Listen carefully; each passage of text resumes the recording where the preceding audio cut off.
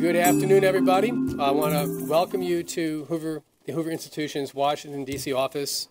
My name is Mike Franc. I'm the director here.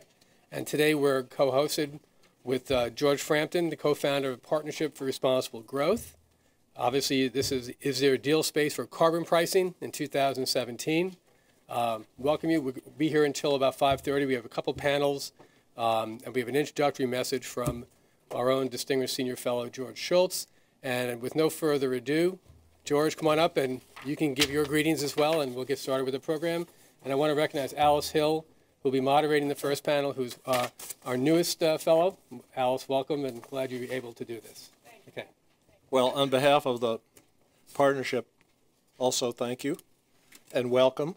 And thanks to Mike Franc and Alice Hill for helping us organize this afternoon, and to Ambassador Tom Stevenson for sort of the motivating spirit of the Hoover Energy Policy Program for a long time, for coming back to Washington to participate, make this hopefully a little bit exciting.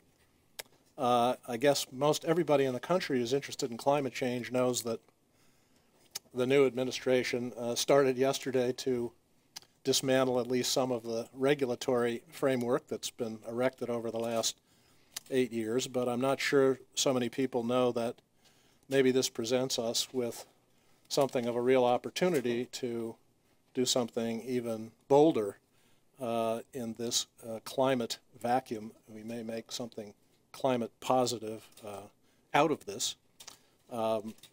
Obviously, economists and policy experts have long thought that pricing carbon emissions is the most efficient and effective way to address climate change, but maybe the opportunity, now presents itself, because the kind of revenue that would be generated by any carbon pricing fee or tax that's really effective enough to have a significant impact on emissions is going to generate a lot of money, $1 trillion to $2.5 trillion over 10 years. So suddenly there seem to be quite a lot of people interested in that, and whether we can use it in ways that grow the economy.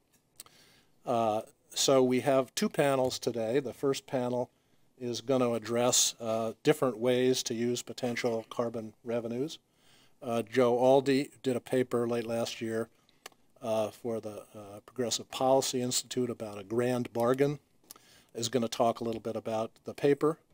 Ambassador Stevenson is going to talk about the carbon dividend approach that he, with George Shultz and some other very prominent Republicans, unveiled just in the last few weeks.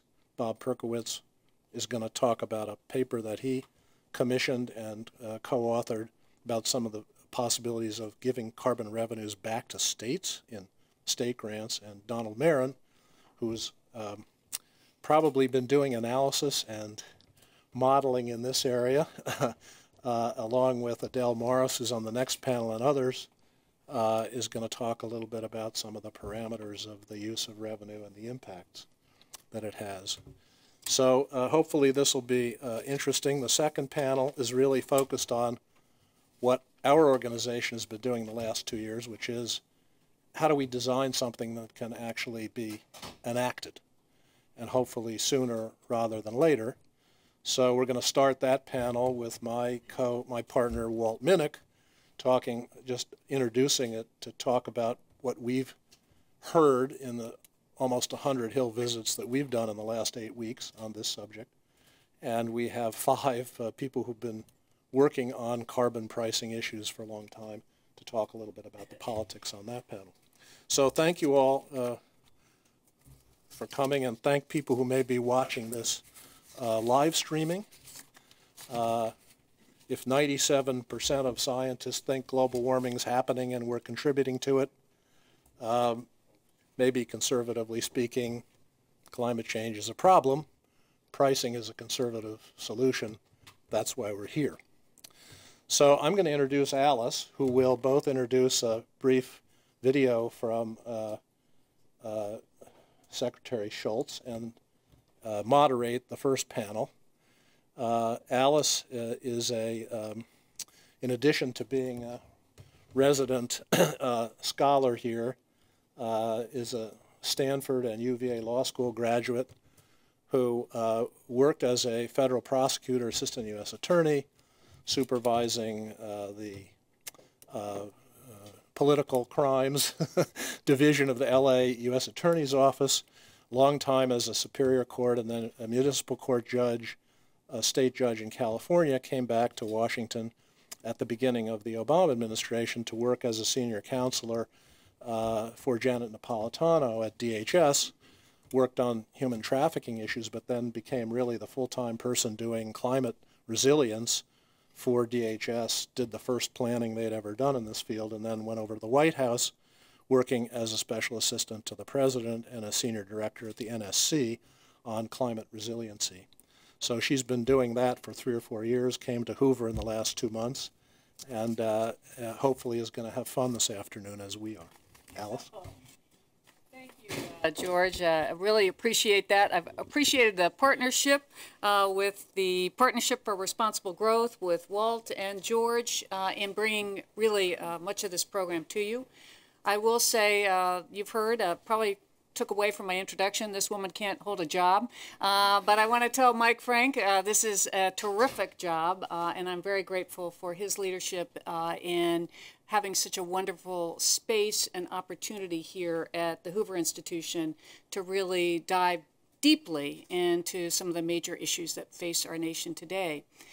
And I'm honored to have the opportunity to introduce this presentation by Secretary George Shultz. Of course, Secretary Shultz was Secretary of State under President Reagan and Secretary of Treasury and Labor under President Nixon. And he is an inspiration to each of us as we see someone who remains completely committed to making a difference in this world and heavily engaged in finding ways to improve all of our lives. He is the Thomas W. and Susan B. Ford Distinguished Fellow at Hoover, so he has some strong opinions on a carbon dividend and has been in this space for a long time and has worked with Ted Halstead, who's here today, as well as Ambassador Stevenson on the conservative case for carbon dividends. So with that, we'll turn this over to Secretary Shultz. There are big swaths of ice chunks coming off in the West Antarctica. This is because the climate is warming. And so you've got that fact. Then why? I think the evidence is pretty clear that it's the heat-trapping capacity of carbon that's doing it. And we're producing lots of carbon. There are people who doubt that. But I say, take a lesson from Ronald Reagan. When we had the problem of the ozone layer depleting, there were some scientists who doubted it, although they agreed that if it happened, it would be a catastrophe. So we went to them and said, why don't we take out an insurance policy? And that went. It didn't get them on our side, but got them off our back.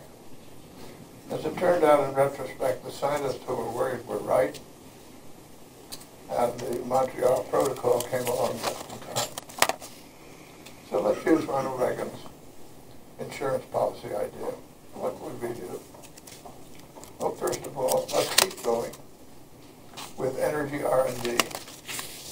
For the first time ever, there are a lot of scientists and engineers turned on to that subject, and they're really making some headway. They're getting there. There is a Volt car. Chevy has produced a car that will go 238 miles between charges.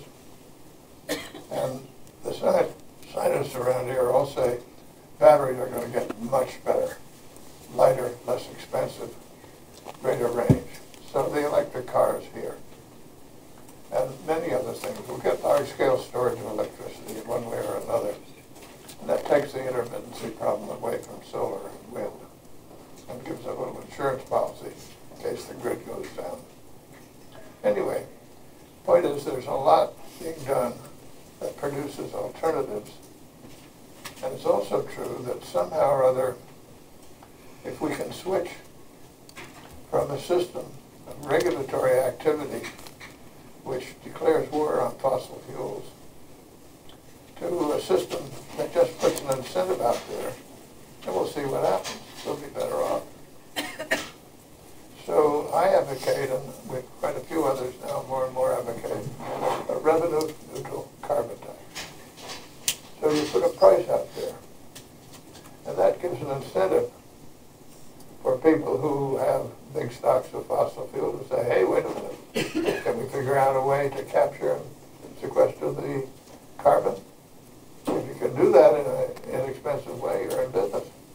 So it's an incentive to go ahead, and lots of other incentives to use alternative ways to get the carbon down. We want to have a tax high enough to put all forms of energy on a level playing field. And that's where we can go. Now, what else? I think it's important that the tax be revenue neutral. That is, as we think of it, you refund the tax periodically, the money that's collected, to people. I would say anybody who has a Social Security number. In other words, it's very wide. That means that the program itself is progressive in terms of the tax impact on people. And I think it's, therefore, it's not any fiscal drag, it's not taking money out of the economy. And therefore, if anything, it'll be a little on the stimulative side. And it'll be stimulative also to people thinking, how do I do better? How do I do things that avoid carbon so I don't have to pay that tax?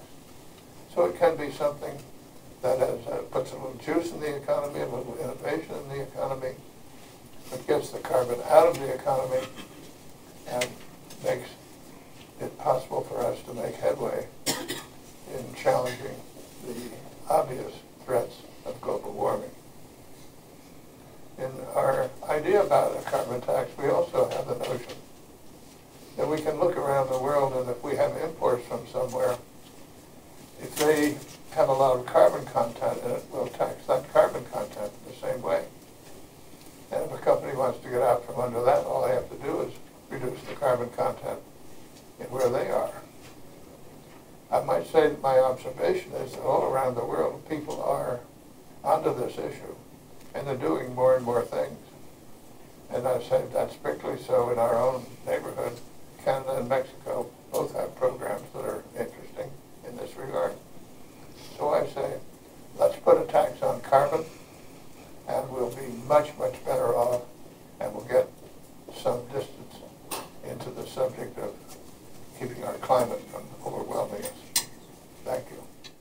All right. What a wonderful framing for our discussion today. Certainly in the last several weeks, we've heard a lot about repeal and replace. And yesterday, President Trump marched out on the repeal. And today, our discussion will appropriately be about the replace. How are we going to cut emissions? The subject of this panel is, if we were to get a carbon tax or a carbon dividend, how should we spend it? I think, of course, it's dependent on how we price that, but it should yield a great deal of money. And then the question is, how can we spend that money responsibly? We don't want to be like the lottery winner, who that notorious person who's wins all the lottery tickets and then dies bankrupt. No, we want to make sure that we spend these monies well. Before we get to that discussion, I just want to frame this from my perspective. I work primarily on preparing for catastrophic events, including the impacts of climate change. And climate change is already having a catastrophic effect. We are unquestionably heating up, as Secretary Shultz has said, and our goal now, with the heat that we've already incurred, plus what is baked into the system, should be, as many have phrased it, to manage the unavoidable, and so that's prepare for it, and avoid the unmanageable, and that's really to cut our emissions. 2016 was the hottest year we ever experienced. 2015, before that, was the hottest year we ever experienced. 2014, the hottest year. We've never had 3 consecutive years of hottest years since we started keeping records in 1880. In Basra, Iraq, this summer it hit 129 degrees Fahrenheit. Now, the only other place in the world that has ever hit that degree is Death Valley. So just think the name Death Valley. Those are temperatures that's very difficult for any of us to survive. And of course, warmer temperatures bring exacerbated droughts, extended wildfires, more intense wildfires, what emergency managers call rain bombs, where extreme precipitation falls all at once. And Peru, unfortunately, is suffering from that right now. 700,000 people homeless in Peru as a result of rain falling in a way that was unmanageable for them to take care of it. And of course, changing disease vectors as well as sea level rise. So we've seen what these storms can do in the United States. We're seeing it play out. In 2016 in North America, we had our highest number of storms and floods ever. California had its 5th consecutive year of the worst drought in over a millennium. 2015, we saw more than 10 million acres lost to wildfire in the United States. That's more acreage than Massachusetts, Connecticut, and Delaware combined. As Secretary Shultz mentioned, global sea ice has plunged to a new low, and this is costing us a lot of money. Here in the United States in 2016, we had 15 weather disasters that cost over $1 billion each. To put that in perspective, from 1980 to 2016, we averaged 5.5 of those events each year. If you just take the years 2012 to 2016, and remember, we're heating up, we're seeing record temperatures, that amount has grown to 10.6 per year as the average, $1 billion. So unless you think that 2016 is a freak, 2017, we are on to very bad warm temperatures again. Parts of Oklahoma in February hit close to 100 degrees. That's the dead of winter. We have seen the 2nd warmest February in the United States, and we saw the worst wildfires in Kansas's history in February. So we need to find a way to stop this trend, and fortunately we have a wonderful panel here who've thought deeply about how we can better approach the challenge of cutting our emissions today so that we can avoid future harm. We have with us, immediately to my right, Dr. Joe Aldi, a professor at the John F. Kennedy School of Government at Harvard University. He also served in the Obama administration as a special assistant to the president for energy and environment, and he will give us an overview of what a carbon tax could look like, as well as explain some of his ideas on how we could spend the proceeds. And next we have Ambassador Tom Stevenson, who has been part of the Climate Leadership Council, and we're grateful for his leadership with that group, with Secretary Shultz and Ted Halstead in bringing forward this proposal. He is a longtime partner at Sequoia Capital, and he served as the United States Ambassador to Portugal from 2007 to 2009. And important for those of us at Hoover, we are very grateful for his service on our Board of Overseers and as a member of our Executive Board. We have Bob Perkowitz, who is the president and founder of Eco America. He sits on the board of the Environmental Defense Fund, and he is a managing partner of Viva Terra. And last but not least, we have Dr. Donald Marron, who's an Institute Fellow and Director of Economic Policy Initiatives at the Urban Institute. And he is a Senior Research Fellow at the Climate Leadership Council as well. So with that, I'm going to turn this over to Joe so he can explain a little bit more about how a carbon tax would work. Great. Thank you, Alice. Thank you. It's a real pleasure to be here, and appreciate the Hoover Institution hosting this forum, and for George and his team for all their work thinking about making a carbon tax a political reality.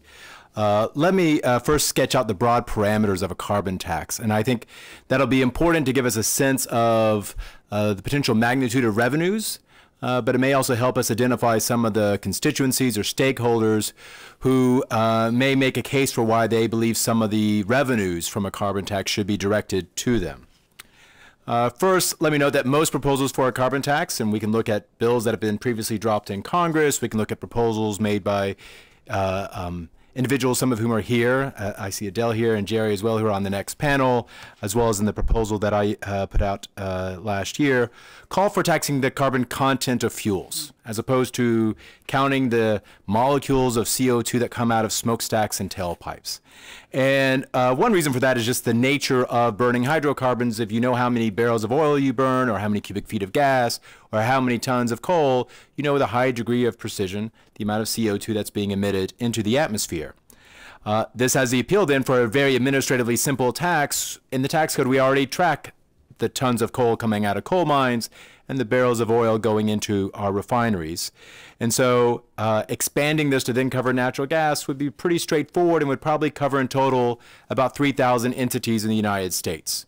Contrast that with the hundreds of millions of tailpipes or smokestacks if you were to really look at the emissions going into, out of these pipes going into the atmosphere.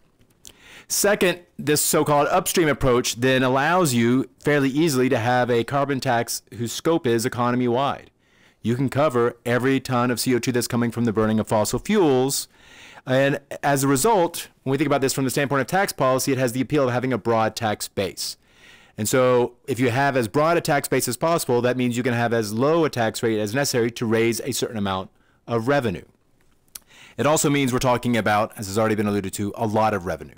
So for example, if you were to look at something on the order of, say, $20 to $25 a ton CO2, you'd probably be talking about something on the order of about $100 billion a year, or $1 trillion over a decade. If you looked at about $40 a ton, you're probably talking closer to now almost $2 trillion over a decade. It is a lot of revenue that has important implications, I think, when one considers the potential math and calculus of tax reform. The third thing I would note is that when we place a tax on carbon, or on carbon content of fossil fuels, we expect energy prices to increase. Given that coal is nearly twice as intensive in terms of its emissions as natural gas, this is going to create an incentive to move away from coal in the power sector towards natural gas or zero carbon sources like nuclear and renewables. Given that we see a variation in the power mix around the country, that means some parts of the country are going to see higher electricity prices than others in response to this. And likewise, given that one would expect to see gasoline and diesel fuel prices increase, with the variation in transportation demand across the country, you might also have heterogeneity in those regional impacts. So we may see then, at the end of the day, as the price of carbon gets passed through the energy system, which is evident in most modeling analyses, as well as in our historical experience, we're going to see, I think, heterogeneity regionally in terms of end-use consumer impacts. The last thing I would note about the design of some of these tax proposals is that they would streamline existing carbon dioxide emission regulatory authorities. I think there's some who argue that when we layer regulations on top of a carbon tax, we may end up with higher costs. It's possible we may get greater emission reductions, but it's important to note that as one puts on these additional regulations that deliver additional emission reductions, you're going to be reducing the revenues that you're raising through the carbon tax. Some of those revenues may be valuable to you politically as you think about targeting the use of those revenues for businesses and households in your recycling of the revenues into the economy. So with that as sort of a premise of sort of a basic way in which most people think about the design of a carbon tax, let me spend just a couple of minutes describing some of what I recently proposed through the Progressive Policy Institute back in November, as George alluded to earlier. Since that proposal, we called it the Great Swap, and the idea is that you would put a price on carbon in the tax code and use those revenues to finance major comprehensive tax reform. And in addition, you'd be taxing you'd be swapping tax authority on carbon for, say, regulatory authority under the Clean Air Act to address CO2. That you recognize that if you had truly an ambitious economy-wide carbon tax, then Clean Air Regulatory Authority is fairly redundant and potentially costly with that. it also plays into some of the, I think, political concerns about the administrative burden associated with a regulatory program on top of a carbon tax. In my proposal, I discuss a number of ways in which one may use the revenues. One could use some of the revenues to finance a reduction in the payroll tax to benefit workers. One could use it to help finance a reduction in the corporate income tax rate to appeal to businesses. I think there is an important need for the government to finance research and development. One might want to set aside some of the revenues for R&D that may allow us to have a greater array of low-carbon technologies in the future when we need to deliver really ambitious emission reductions in line with the risk posed by climate change. Although I would note that in a carbon tax bill in which you may be raising $1 to $2 trillion over a decade, it's a pretty small fraction that would probably go into an R&D program. And the fourth category of potential use of the revenues are how we might think about targeting vulnerable communities. And in particular here, one might think about coal communities because absent some truly unexpected and impressive gains in the technology for carbon capture and storage, it's difficult to imagine a bright future for coal under a carbon tax. Now, these are sort of four different ways in which one could use the revenues. Let me close with a couple of comments about how one might think about some principles to guide how one might allocate the use of revenues across these categories, or even principles that might be valuable for thinking about some of the other ideas we're going to be discussing in the panel today.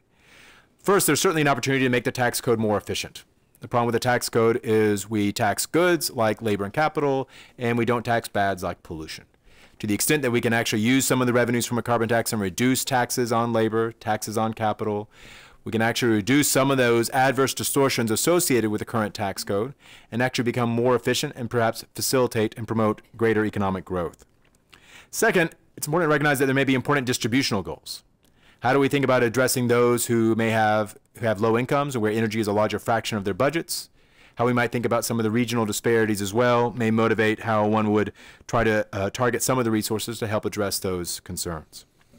Third, I think the salience of how we use the revenues is very important politically. A lot of times when people talk about a carbon tax, especially those who may not be enthusiastic about it, they talk about half the equation. You're placing a tax, you're raising energy prices, without saying anything about the fact that those revenues are going somewhere. How we use those revenues can be important. One way to think about the salience, and I mentioned this in my proposal, is that we may want to, at the beginning of the program, cut a check to every household in America. I don't keep doing this. I only suggest doing it at the beginning. We saw this when a carbon tax was implemented in British Columbia in 2008. And actually, I think helped make it clear to people that we're implementing a program. In the case of British Columbia, they had about 50-50 cutting personal or family income tax rates and business income tax rates. But they wanted everyone to understand at the beginning, we're returning the money to you. This isn't going to enlarge government. This is going to be a revenue neutral policy. And I think there's a way in which we can think about using, one good way to communicate to the people is to give them a check. That might be a really effective way to communicate to the American people what's going on here. So how we can make as salient as possible the return of the revenues is important. The last thing I would note, in my proposal, I say you can do a little here, you can do a little there. I'm not saying here's exactly what the corporate income tax rate should be, or here's exactly how much to take off the payroll tax. The fourth principle here is politics. I'd like to see a carbon tax. I think comprehensive tax reform actually creates an opportunity. I'm not going to say here and say, oh, I just learned that a carbon tax, or learned that carbon tax is complicated or tax reform is complicated. These things are really complicated. I know that there's not a lot of people who are saying, I'm just dying for a carbon tax in our economy. But having said that, when we recognize it's been 3 decades since we've done meaningful tax reform, the tax code needs to be improved. And when we start looking at ways in which we can try to improve the efficiency of the tax code, we can address some of the distributional concerns in the tax code. To really do that in a meaningful way, we're going to need to find a revenue source. It's hard to make meaningful change here without a revenue source unless you really want to run large deficits. So if you don't want to run large deficits, all of a sudden a carbon tax looks appealing to some other ways of raising revenues, such as getting rid of the home mortgage interest deduction or getting rid of subsidies to employers for providing health insurance. So I think the politics here can help influence and shape how you use these revenues in a way that might enable us at the end of the day to get a better tax code and a better climate policy. Thank you. Well, thank you. Joe has raised what I think is underlying a lot of the choices in these papers that have been written in the proposals. It's what is truly saleable to the American public and well as Congress. So with that, I would turn to Ambassador Stevenson. We heard from Joe that there could be a little here or a little less and how we spend these. I think that the proposal, the conservative case for carbon dividends, is very clear about what the approach would be. And if you could share that with us here and why you think that will resonate more greatly than other approaches to a carbon tax. Well, it's fun to be here.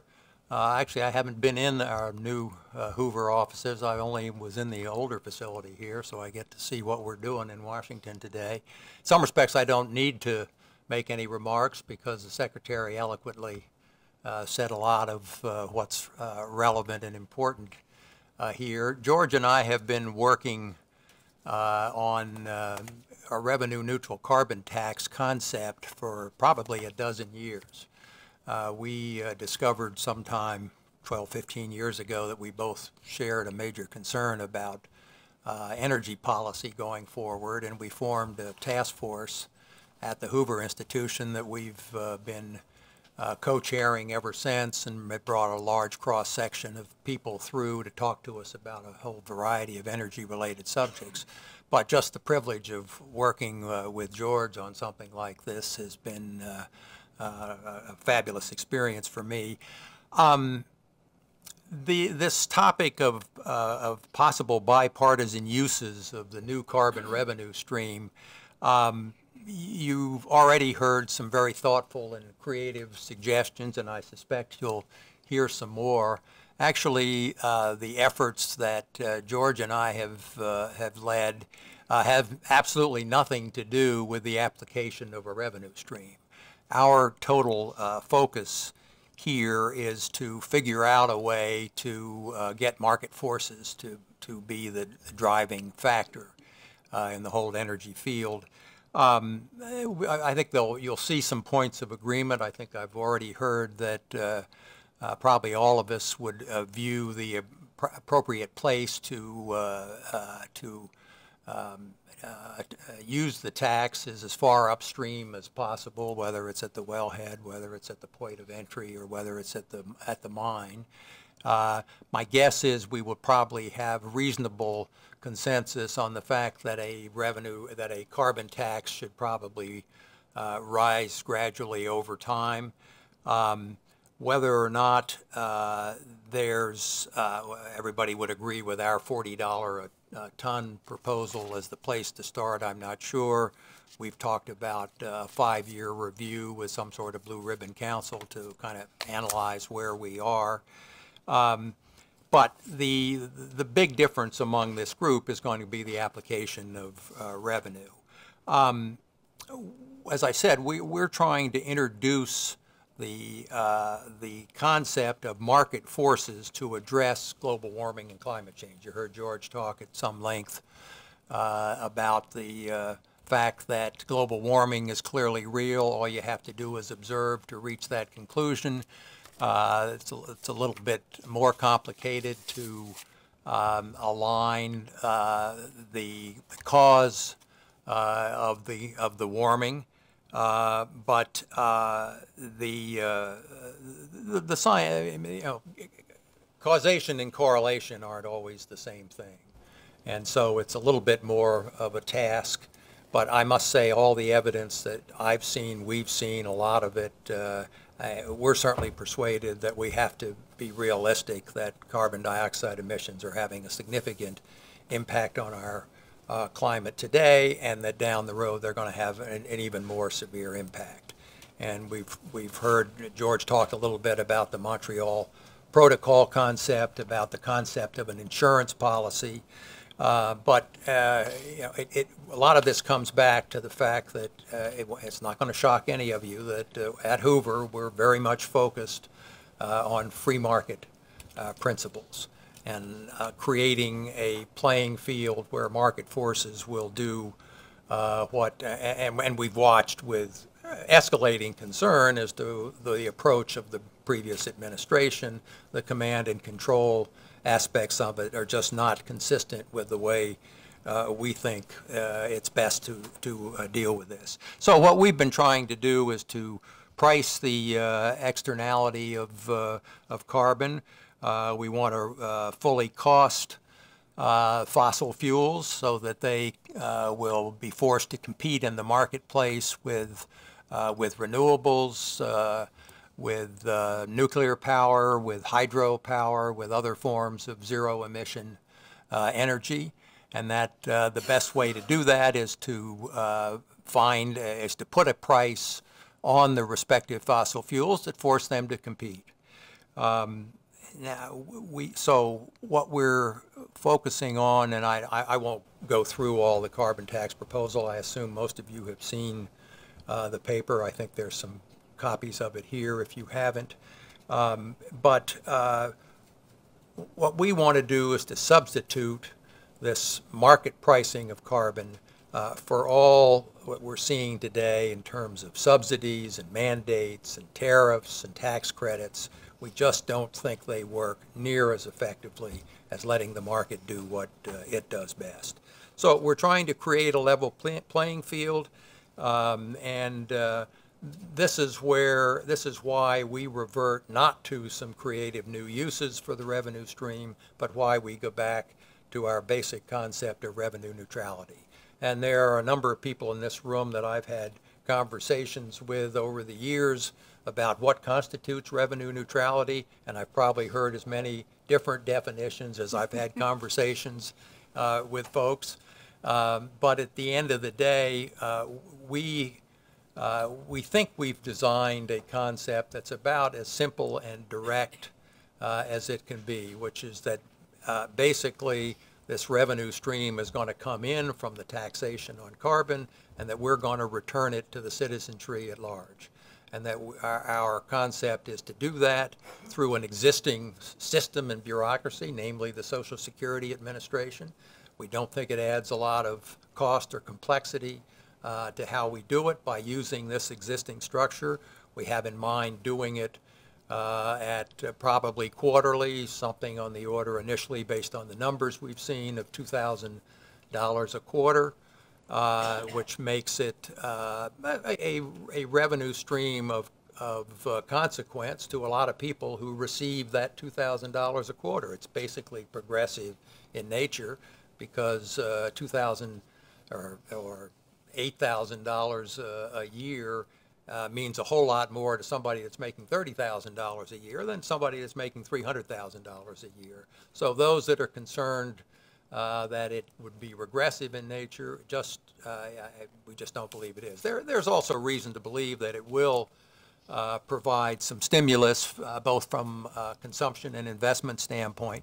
But we think that key to attracting Republican support for a carbon tax is best done if it's done on a revenue neutral basis. In fact, we've been able to persuade a number of conservatives that if it's truly revenue neutral, in fact, it's not really a tax.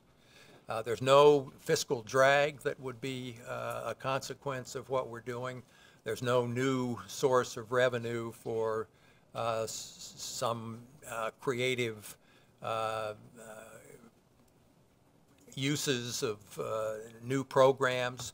So it's really just trying to return the money to those who have paid it. Now, obviously, there are winners and losers in the process. Coal's the obvious major user here, and all fossil fuels will suffer in the marketplace relative to renewables, relative to nuclear, hydro, etc. But what it really does is provide stimulus for fossil fuel manufacturers to figure out how to take a lot of the carbon content out of the fossil fuels. Carbon capture and sequestration, a perfect example. Fair amount of work has been done. George and I see a fair amount of it both at Stanford and at MIT, where we're on an energy advisory board. A lot of creative work being done, not making as much progress as we would hope, or it really needs to. But once you've got all fuels priced for the externality of carbon, it creates a lot more incentive for coal miners and manufacturers and so forth to take that into account and figure out how to take a lot of that carbon out. Much the same thing with regard to the auto industry and the existing CAFE standards, the RPS, the renewable portfolio standards.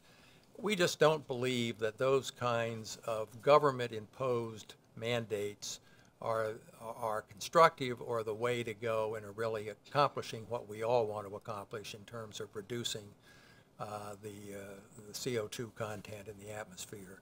So again, let's put a price on carbon. That price will vary with various fossil fuels depending on their carbon content, and then let's get rid of all the mandates and subsidies and so forth, and let's create the level playing field that market forces need to do what they do best. We think this is a simple approach, and we think it's one that will best enable us to turn over the kind of world to our children and grandchildren that we all aspire to. And we think it's a simple approach that will be understood and will appeal to the broader cross-section of the American public. So thank you. Thank you.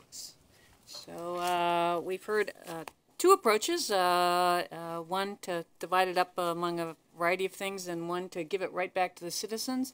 And Bob, you have a third approach to get it back into the hands of the states and local governments. So would you share your ideas with us? And I know that you have Maria Belenki here in the audience who's been working with you on this paper as well. Okay. Thank you, Alice. And I do want to start out by thanking George and Bill and Walt at the partnership for all your leadership in pulling together, and of course the people at Hoover, going from George Shultz to Ambassador Stevenson to you, for hosting this event. I'm going to walk through a new concept here, the concept in a context for a new concept that we call price and block grant. There have been three basic schemes for solving climate change that have been floating around for quite a while. One of them is cap and trade, and with all my years at Environmental Defense Fund, I think that it's a good policy. Second thing is the fee and dividend concept, what Ambassador Stevenson and Ted are promoting here. I have to tell you, my heart lies with you. Progressive, wonderful, great system. The third thing is what I call tax and spend, and it's simply putting a price on carbon and letting the federal government allocate it to whatever the federal government decides is best for climate change. All three of these things can address climate change and be successful and good if they're designed well, and all three of them can push back the cause if they're designed poorly. So what's the difference between a well-designed scheme and a poorly designed scheme? I think it's public support. And so the question is what can we do that builds the greatest amount of public support out there? So we're all here because we think climate change is a critical issue, and we all think that putting a price on carbon is part of the solutions. The three things that I mentioned, cap and trade, fee and dividend, tax and spend, have a few things in common. One thing is they all put a price on carbon, and they all have a recommended way of spending it. Second thing that they have in common is that they're all centralized federal government programs. The third thing that they have in common is that they are relatively inflexible. You put together this system, and then, so each of them here, I think, are good and can work. Each of them have very powerful advocates out there to push their ideas forward, and everybody thinks that their idea is the greatest one, and the other issues might have critical flaws that would cause them to not work. So even though we agree on climate change and carbon pricing, all of us, there's, I think, at least three good solid camps here on what we should do about it in this room. And if we don't agree, we confuse the media, we confuse the public, we confuse the policymakers, but that's what democracy is. It's a little messy. That's the way that we address these problems. But I do think that conflict is a key obstacle for us in solving this problem. So, amidst all that, we come up with this new concept to put a price on carbon pollution called price and block grant. You can get this report, you can download it online at priceandblockgrant.com or .org, obviously. And then you can, there's some cards over here that have information on how to get the report. But so this new concept builds on all of the concepts. You're going to hear a lot of things in common about it, but it does have some new features. The first thing on all of these policies is how you set a price. And we're completely with Ambassador Stevenson and everybody that says upstream, fewest sources possible, clean, simple fee, accelerated annually, 2% a year plus inflation. Pretty good way to set a price on carbon. Our analysis in our report, which is based on CBO data that was just released in December, says that $25 a ton, escalating 2% a year, produces the exact same number as Joe says, which is a little bit over $1 trillion. And then, of course, we want to do the same thing. Well, we get it automatically, the broad coverage. But there's one thing about our thing is that because it's administered kind of through the states, at least the spending are, if a state already has a cap and trade, like 13% of the world's emissions do today, going on 25%. It's the only system out there that really has broad traction right now. If you want to keep that system and harmonize with a lot of the other countries in the world, you're going to do a cap and trade, and if the RGGI states and the West Coast states want to do that, they can do that. Okay. The real difference, though, in price and block grant is the way the funds would be used. We propose a distribution of 75% of the money going to the states and 25% of the money going to the federal government. That produces the $1 trillion revenue, $750 billion for the states, $250 billion for the federal government. Then each state and the federal government would get to decide how they want to spend the money. We have what we call 6 positive filters and 2 negative filters in the report. Okay? So if they want to spend the money on climate change directly, mitigation or adaptation, go for it. If they want to spend the money on physical issues like tax substitution or reducing a physical deficit, go for it. If they want to, like British Columbia is doing now, spend it on what I call social benefit programs, education, health, law enforcement, they can do that. If they want to spend it on infrastructure, they can do that. And if they want to use it to protect affected populations and groups, be it low-income households, coal workers, or industries like carbon industries, if they want to use the revenue to protect those people, they can go for that. Each state and the federal government would make their own decisions. Now, the way that we have this plan set up is they submit an initial plan, and then they can change that plan every 5 years. And so, there'll be a lot of different ways that the dollars would be spent. The plan is neutral on preempting the EPA, and obviously it can't preempt the states because the states are spending the money, and we are allowing for the federal system to be as effective as it possibly can. So the report is neutral on it. I am not for preempting states or preempting the EPA in any way. I like the diversity of approaches that America offers. So, but you take a look at what the states can do with that revenue. And for instance, Wyoming, if you look at the report, there's a bunch of case studies in it, and there's the district. Adele Morris is here from Brookings, and she did a lot of the economic analysis, so thank you, Adele. Take a state like Wyoming. Wyoming in 2017-18 has a $280 million budget shortfall, so they're going to cut their health programs. their share of revenue from this tax in the first year is $460 million. That's bigger than their entire state budget deficit.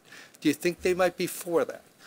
Kentucky has a $500 million revenue shortfall. They're going to cut higher education spending.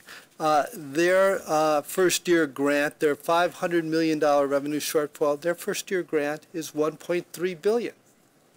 That can be helpful to them. In Illinois, which is in big fiscal troubles, $5 billion deficit this year, they would get $3 billion this year, which is, again, a good way for Illinois to address its fiscal shortfall.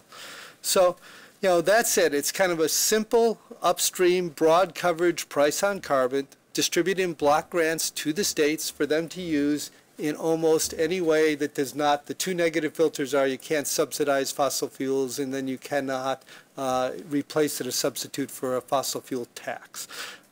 So it has all the benefits. It's going to reduce carbon pollution because you raise the price, same as everybody else. It's pretty fair and it's pretty flexible. So it's going to raise a lot of money. But the other really attractive quality of it, there's two of them. One of them is that it engages people outside of the Beltway. Okay, right now, the only people that have a real say in this are, let's just call them a few thousand lobbyists and their sponsors, a few hundred politicians, and then the activists and the media that they can muster to support their causes. That's who's involved in this debate. If you engage the states, and you can do the block grants to the cities as well, there's a tint box in the report that says how it would apply to cities, you engage all of a sudden tens of thousands of local policymakers all across America, you engage higher education, health, and other leaders in the system. Everybody has a stake in addressing climate change, right? So, and then the other thing that, the other big advantage is, you know, if we decide on a rigid federal centralized policy thing that is one thing or another, it's going to be suboptimal for everybody. Every state has a different energy mix. Some states like California use almost no carbon. Other states like Indiana are very, very dependent on carbon. You know, every state has a different physical situation. Some are in very bad trouble, some are not. Every state has different social needs for health, education, or whatever, different priorities. This program allows, the price and block grant program allows them to meet their local needs, optimize it for every state and every city in the country. So that flexibility, I think, is another key advantage. So that's basically the pitch here. It's a new concept in addressing climate change, price and block grant. Same way of raising the money as everybody else, but flexibility for states to opt in and out in different ways, and flexibility for states and cities to spend it the way they want. So we've heard three very different proposals on how we're going to spend what I think sounds like will be at least $1 trillion going forward. Don, last but not least, what is your thoughts on how we can spend this money? Of course, thinking how are we also going to sell it to the American people so they want to sign up for a carbon tax or a carbon dividend. Sure, thanks. So it's a great pleasure to be here. Love this topic. Love that we're discussing it.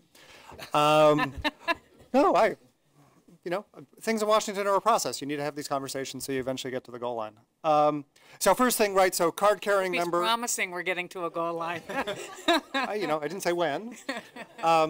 Right, so card-carrying member of the upstream broad-based tax. I think everyone who's ever thought about this issue is in that camp.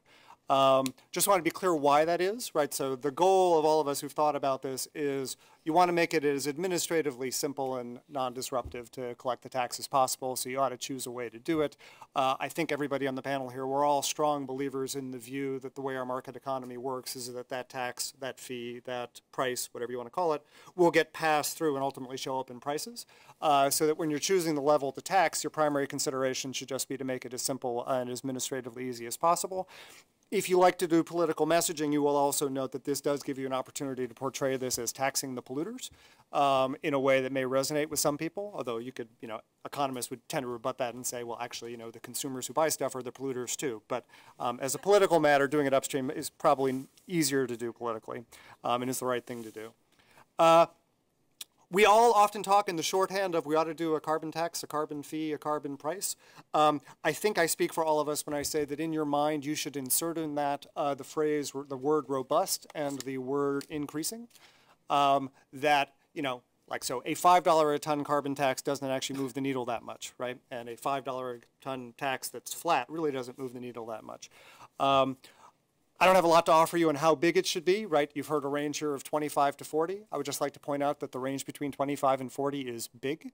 And so there's actually a lot of work to be done to pin down exactly what the level of tax will be and also what its trajectory will be. How will it rise over time? And what the politics and sustainability of that look like. In rough orders of magnitude, as just mentioned, you should imagine in your mind a $25 a ton tax increasing 2% real per year, raising in the neighborhood of $1 trillion over the next decade. To put that in some context, over the same period, our current tax system is scheduled to bring in just slightly north of $40 trillion. So it would be in the neighborhood of a 2.5% increase in revenues over that time period. This is funny, right? So for an economist, like the tax part of this is basically just an engineering problem, right? You need a number, a trajectory, and decide where to collect it, and it's just, we're done. Getting it to exist is a political economic problem. And so for the political economics, you should all think in your minds really about two things, right? So one is, what do you want the world to look like? What do you want the outcomes to be? And then the second is you have to ask yourself, well, what are the plausible political coalitions that are going to get me there? And you may discover that some of the outcome things you wanted in step one are no longer on the table. And I'm just going to emphasize, if you've noticed, we have a House, a Senate, and a President who are all Republicans. And Republicans tend to be, I think this is a fair statement, tend to be tax-averse. And so you face a fundamental question. If your goal is to enact a robust rising carbon tax fee price, do you want to conceptualize that in a world where you're thinking about something that looks approximately like the political constellation we have at the moment? In which case you're going to need to think of a scenario in which you can get significant buy-in from Republicans? Or is your plan kind of a longer-term change the government somewhere down the road will do something that where predominantly or overwhelmingly Democratic support will be able to get there? I'm going to focus most of my remarks on our current situation, right? So getting one done in the next 2 or 4 years. So I'm going to think about this somewhat from a frame where believing you have to get some Republicans on board for this. And so my first piece of advice is a matter of, so I'm a card-carrying economist, but I've learned a little bit about political messaging in Washington. And so the first thing I would advise everyone in the room to do is that if you're going to talk about this, you should talk about it as we're going to have a carbon fee, carbon tax, carbon price, and we're going to use the revenue or we're going to recycle the revenue, but don't start off your conversation by saying you're going to spend the revenue. So it's not a conversation rhetorically as we're going to have a carbon tax and now we have to decide how to spend the revenue, because in my experience that makes a bunch of people on the Republican side of the aisle twitchy. Even if it's going to end up looking like spending, that's a tough place. So think about it as using, recycling, some other nice friendly word that doesn't shut down conversation from the very beginning. And then I would say there are lots of criteria you could think about, the coal miners, R&D, whatnot. I'm going to focus on 3, which are the macroeconomics, what are going to be the effects of the tax and what are going to be the effects of how you use the revenue, the distributional effects, who wins, who loses, to what extent are you redistributing income, and what you might think of as kind of size of government concerns. And then we can have an interesting discussion about how you measure that, how you conceptualize it, but that's something that's clearly important, certainly to people on the political right. So first, let's start with the long-standing tax swap idea. So this has been around for decades, the idea that you can enact a carbon fee price tax and then recycle the revenue into offsetting tax reductions. And you have different strands of that. There's reducing taxes on corporate income. There's reducing taxes on labor income, like a payroll tax cut. Or possibly there'd be doing tax credits, where much like the earned income tax credit or the child tax credit, you could actually get money back to people who file their taxes. All of those have the beauty of being literally, with the credits, there's a little bit of an asterisk, but let that slide, but essentially literally revenue neutral. in that the piece of paper you get back from the Joint Committee on Taxation with some additional information from CBO would tell you that if you do that right, you can make it revenue neutral. And so you have a new tax, a new fee, new price, offset by tax reductions.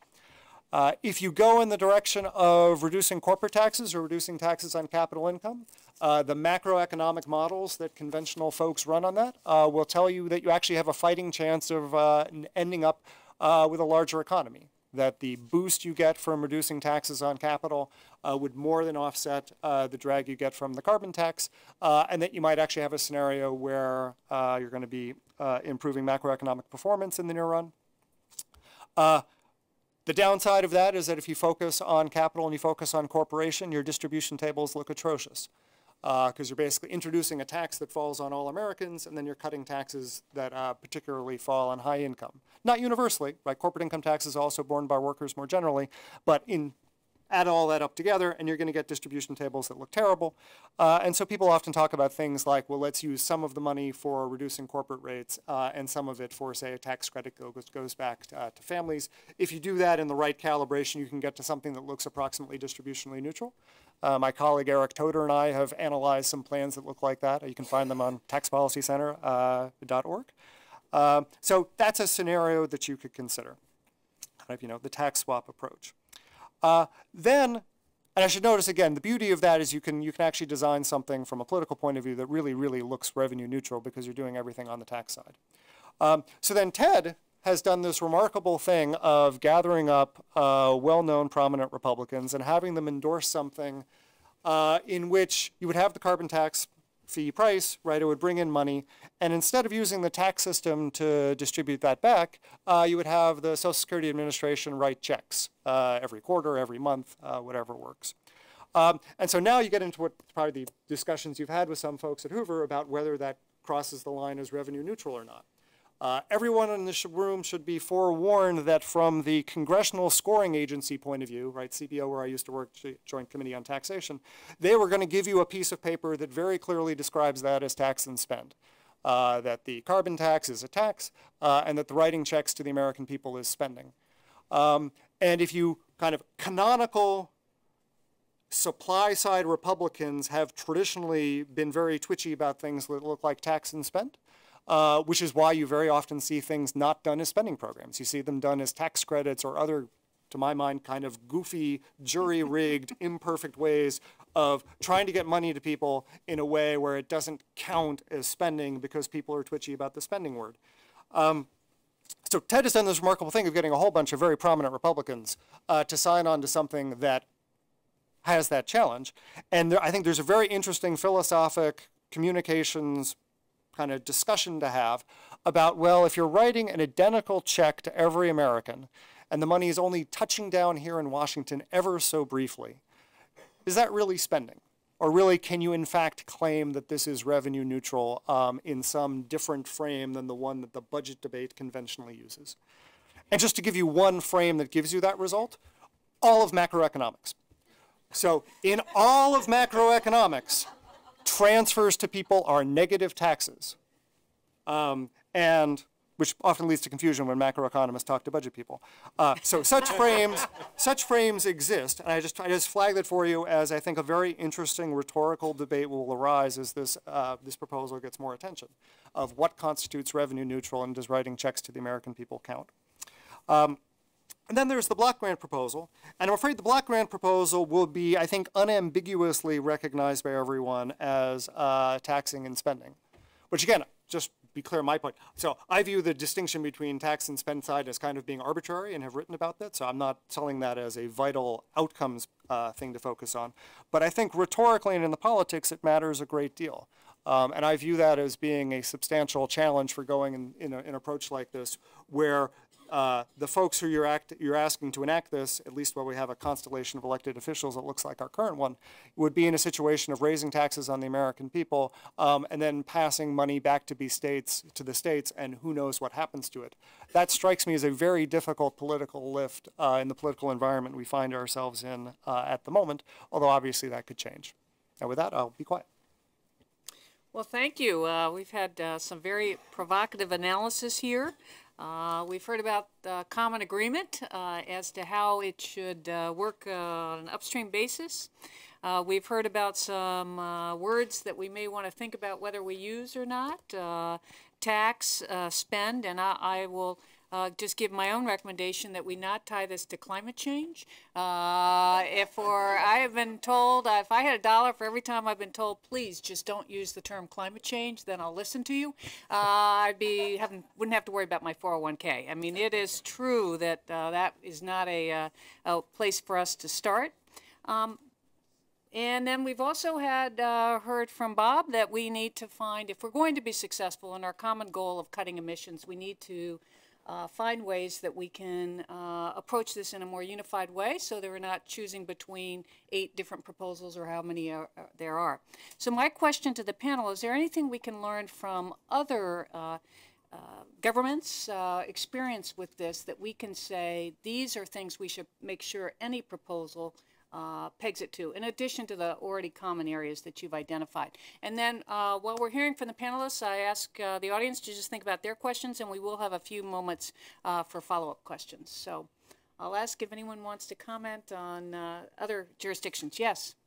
Well, other jurisdictions, I think a useful contrast is with cap and trade. All right. Because we've seen cap and trade. Interestingly, it's a lot less extensive and expansive around the world than some form of carbon tax is. But basically what we've seen primarily in the European Union and California suggests that that cap and trade just provides too much opportunity for mischief and manipulation. And if what's been accomplished, and part of the problem is you don't really have a sound scientific basis yet on which to draw legitimate conclusions as to what the impact has been on climate. You got to use a lot of counterfactual reasoning in order to get there. But based on what we've seen in Europe, it's not having the kind of impact that had been designed. It's resulted in very little activity that's constructive. In California, basically what's been accomplished is to create a big slush fund that Governor Brown has tried to steer as much of that as possible into his high-speed rail aspirations.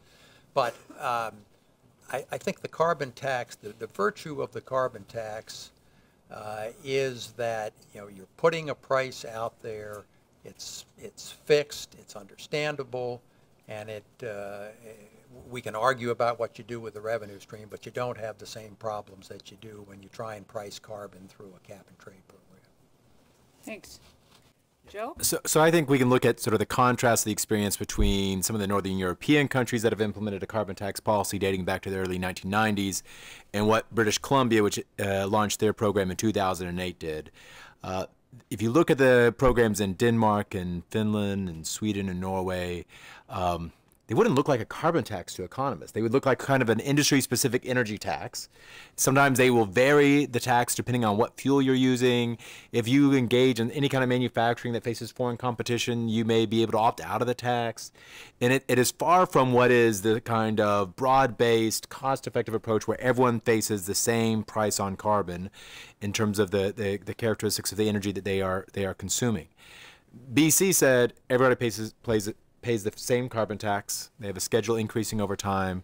And we're going to use all those revenues and send them back, like I said, roughly 50-50 between the households and families and businesses. And I would say when we think about carbon tax design, one way to address some of the pushback one gets from businesses is say, I'm going to start exempting you or modifying your approach. The other way is there something I can do on the use of the revenues that addresses your problem without undermining the cost effectiveness and the environmental benefit you get from having a common carbon price. So I think that's important to consider when one thinks about layering politics over what is a fairly simple and straightforward idea whenever Congress decides to start negotiating language on legislation for this next week. Well, I think there's two big obstacles that we face. One of them is the word tax or anything that, and the other thing is, Alice, as you said, the word climate change, right? Both of them are kind of like in the current administration. And by the way, it's not just the federal government. 34 states have Republican governors and all that other stuff. So they have good coverage out there. So we've got those two obstacles. And then the question is, how do you get past those things? Well, with a proposal like price and block grant, it is not dependent on accepting climate change in any way to get the benefits of it. It might be something that you might want to do even if there wasn't climate change, because many of the states in the nation are very physically challenged. Many of the cities are. They need revenue. And if you want to tax something, let's tax the polluters, let's tax the pollution and get all the benefits, the side benefits. So it's a way of helping every community in the country without necessarily directly addressing climate change. Of course, it addresses climate change. And I do think that, you know, the physical needs out there are real. I think that the Republican D.C. establishment has given up the mantle of fiscal responsibility largely. But out there, when you get into the real world where governors are and mayors are, they have those needs. And I think if you can engage more of those people, you'll get to many more moderate, rational Republicans, which in many states are doing things like renewable energy already to not necessarily address climate change, but to provide jobs in areas that need them. So that would be my contribution. Don, do you want to add something? I mean, the only quick thing I'd add on other jurisdictions is not about a carbon tax that exists, but about one that doesn't, which is, if you look at the Washington State experience, I think that's an example of the importance of getting the pro-carbon tax folks all on the same page about how you're going to use the revenue, because basically it's going to be hard to build the coalition broad enough as it is, and if you have gaps on that side, you're really hamstringing yourself. So I'll throw this open to questions from our audience. Yes, I saw your hand first. Yes. Alice, I liked going outside the U.S. for inspiration, but back here in the U.S., what do you all think we can learn from a passage feasibility, maybe from the gun lobby, maybe from LGBT, maybe from tobacco, about how to move this kind of massive, divisive policy forward? Well, when you take a look at almost every other cause that has come up before us, what happens to that cause is that it engages society. That, you know, if you're talking about LGBT rights, it goes from a special interest, it's about them, gay rights, to what I call a personally relevant public interest. It becomes about, you know, same-sex benefits, the right to be with the person you love, your sister, right? And so all those things, as they move from the sidelines to something that was adopted by society, moved from a group of people that are working on the issue to the rest of society. When Walmart started giving same-sex benefits, I was game over. The government will catch up on this thing. So I think that the lessons to be learned is that we have to broaden the base of engagement on climate change to the rest of society and not just keep it within Washington, D.C., within a bunch of policymakers and policy advisors here. So I just want to add, in terms of marketing, I think, and looking at other jurisdictions, not entirely, Ken, just on the carbon tax, but the Ontario government, with polling that shows 82% of people believe that climate change is occurring, but only 8% think it's happening to them. They did an ad campaign where they talked about the man cave, for example. And that the man cave is going to be at increased risk for flooding because of climate change, and then looked at the reduced number of trout in their streams and lakes to try to get more people engaged to understand that this isn't something that won't affect you. It actually is already having an effect. So, but clearly in the United States we have not found that marketing hook that is gotten people to want to address this in a way that will get us there. So that's the key. What are we going to have here that's saleable to the American public and to Congress to get us forward? And that's what we've been hearing, various approaches. Yes? Alden Meyer, Union of Concerned Scientists. Thanks for this fascinating discussion. I want to get into the politics of this a little bit and ask each of the panelists to describe sort of the drivers and the barriers to your approach. It seems, Joe, the tax shift one, the driver is the need for revenue to deal with corporate tax rate reduction or some other purpose. The risks are that may not be going anywhere because the other complications in tax reform, or that the carbon tax may be relatively low and not achieve the environmental effectiveness, and yet sort of check the box for the administration and Republicans to say we've addressed climate, that's the replace, don't take us to court on endangerment. So I'd like to hear that, sort of what are the drivers and the chances. And then for the other two approaches, it seems like the driver has to be a recognition that we have to address the problem and have a serious solution to it. The risks are that that could take a heck of a long time to get a majority in either body right now, given the politics, particularly in the Republican Party. The second risk is that you're asking Congress to give up control of the revenue, either as a dividend or to the states, which Congress does not often want to do. So I'm just wondering sort of what the time frame and the drivers and the risks are for both of these proposals, or all three of these proposals, actually. Let me know, this morning I was on a panel before the House Energy and Commerce Committee, and Congressman Pallone asked me about your proposal, Ambassador, what I thought about it. And I gave a short answer. I said I liked it. And I do like it. Kiss of death. Having, sorry. Having said that, I also have battle scars from the cap and trade experience in 2009 and 2010 with Congress, in which we weren't able to get across, as everyone knows, the finish line in the Senate, an energy and cap and trade bill. And I just thought it's just really hard to do. And there's a variety of factors involved there. But one of the things is a standalone climate bill, I think, is just hard to get, especially now, which is a much tougher congressional climate than then. It's just hard to get people there. So the question is there something, are you able to sort of leverage something else? And you can look at sort of the communications in the climate debate where people sometimes want to bring in the national security dimension, and they want to bring out their, the admirals and the generals saying why climate change is really important from a national security standpoint. We're trying ways of trying to leverage other issues, and so the motivation of my approach is to say I think we need real revenue, and I understand the concern, and it's a real concern of maybe they end up doing a pretty small carbon tax. I think if they're going to actually do a carbon tax at all, they're going to actually take some pain for that. They better get something good for having crossed that sort of political threshold of saying, yes, we are doing something called a carbon tax. And that, to me, that's why I think that, in fact, I heard this in the hearing this morning as well, a concern of the tax may be too high because you're going to want all this revenue. That was with someone who said who doesn't like your proposal, but that wasn't me. But so I think there is a, I live in the ivory tower now, so I can be a little bit more optimistic as a dismal scientist, that there will be enough demand for the revenue that we don't end up with that $5 a ton carbon tax. That I think that if you really are going to make the math matter, it needs to be kind of big enough for it to really drive the nature of the debate on getting tax reform to work. And $5 a ton doesn't help you solve, I think, what will likely be the pressing political problems of the math of tax reform, assuming we get down the road. Now, maybe we just don't ever have a really serious tax reform debate. Maybe it's we give up on deficit neutrality of tax reform, which makes it a lot harder to make the case for why you have a carbon tax. But that is, in a sense, it's not we should do a carbon tax because it's great. It's in 6 months' time, we need revenue, and this might be one of the on this menu and one of a small set of options that you could look for.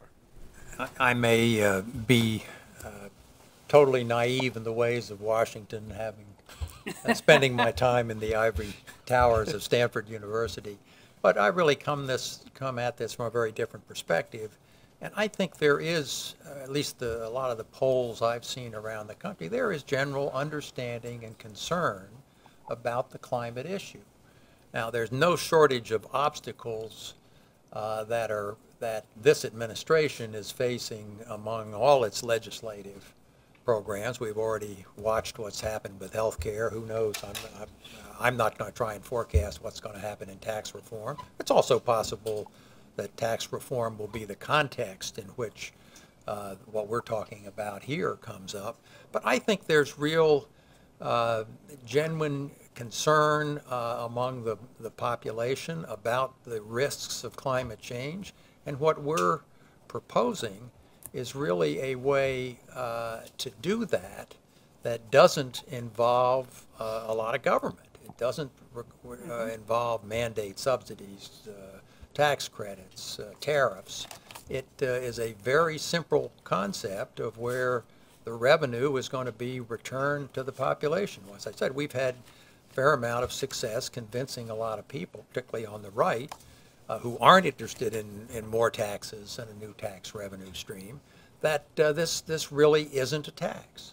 And so I not get caught up in the semantics of what we call it, but the basic concept is one that is a solution. It takes us back to the old Teddy Roosevelt approach of the Republican Party to conservation issues. And I think it is something that this administration and this Congress could accomplish that's not costly to them politically, but at least demonstrates a win and a win that will be important to a broad cross-section of the population. So for those of us that are not misinformed, misguided, or malicious, for those of us who are awake and alive and are playing to the issue, I'm entirely with the ambassador here. Climate change is the reason to do this whole thing. We should have done it a long time ago and be aggressive as we can. Then on the other hand, there are a bunch of people who have made their careers, and there's a little group, Americans, that is spending maybe $1 billion a year trying to make sure that we do not get anything to do with climate change. Everybody, it's almost like taking an anti-tax pledge. You take to be part of the Republican establishment, you have to take an anti-climate change. For those people, then we go back to the concept of tax reform.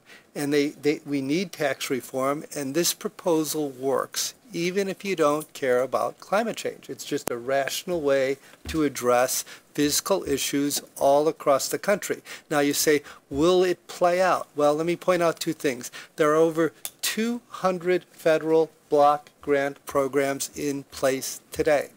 We know how to do it. It's an accepted thing. The Republicans, the second point is, and I gasped when I heard this, is that when our friends, I shouldn't make this political, but when they proposed the replacement to the Affordable Care Act, they proposed a block grant system.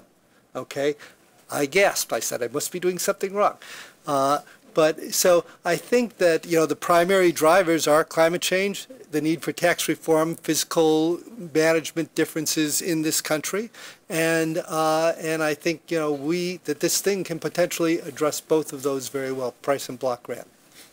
So Don, we'll hear from you, and then we'll have a word from Ted, and then we'll be wrapping it up. Yes. Okay, great. So just to wrap that up, and this was hinted at before, but I think a key thing on the politics and the drivers and opportunities here is the legislative vehicle question. So what is the thing that a hypothetical Congress would actually enact and a president will sign that will get you across the goal line? And so the thing that makes tax reform seem special at the moment is that there's actually a conversation about that, and you can imagine, perhaps naively, perhaps Pollyannishly, but right, you can imagine this scenario where folks really want to do tax reform. In particular, they really want to reduce corporate tax rates. The ways they think of paying for that keep falling apart. Right, so for those of you who are old enough to remember Dave Camp's tax reform proposal of a few years ago, very carefully, thoughtfully done, actually laid out pay-fors, died a rapid death, because when you have pay-fors, the people you're asking to pay for it notice and they get mad. The new version is this relatively ingenious issue about the border adjusted, making the tax border adjusted, which brings in a lot of revenue in the short run. Fascinating discussion about what happens in the long run, but in the short run brings in a lot of money because we import more than we export.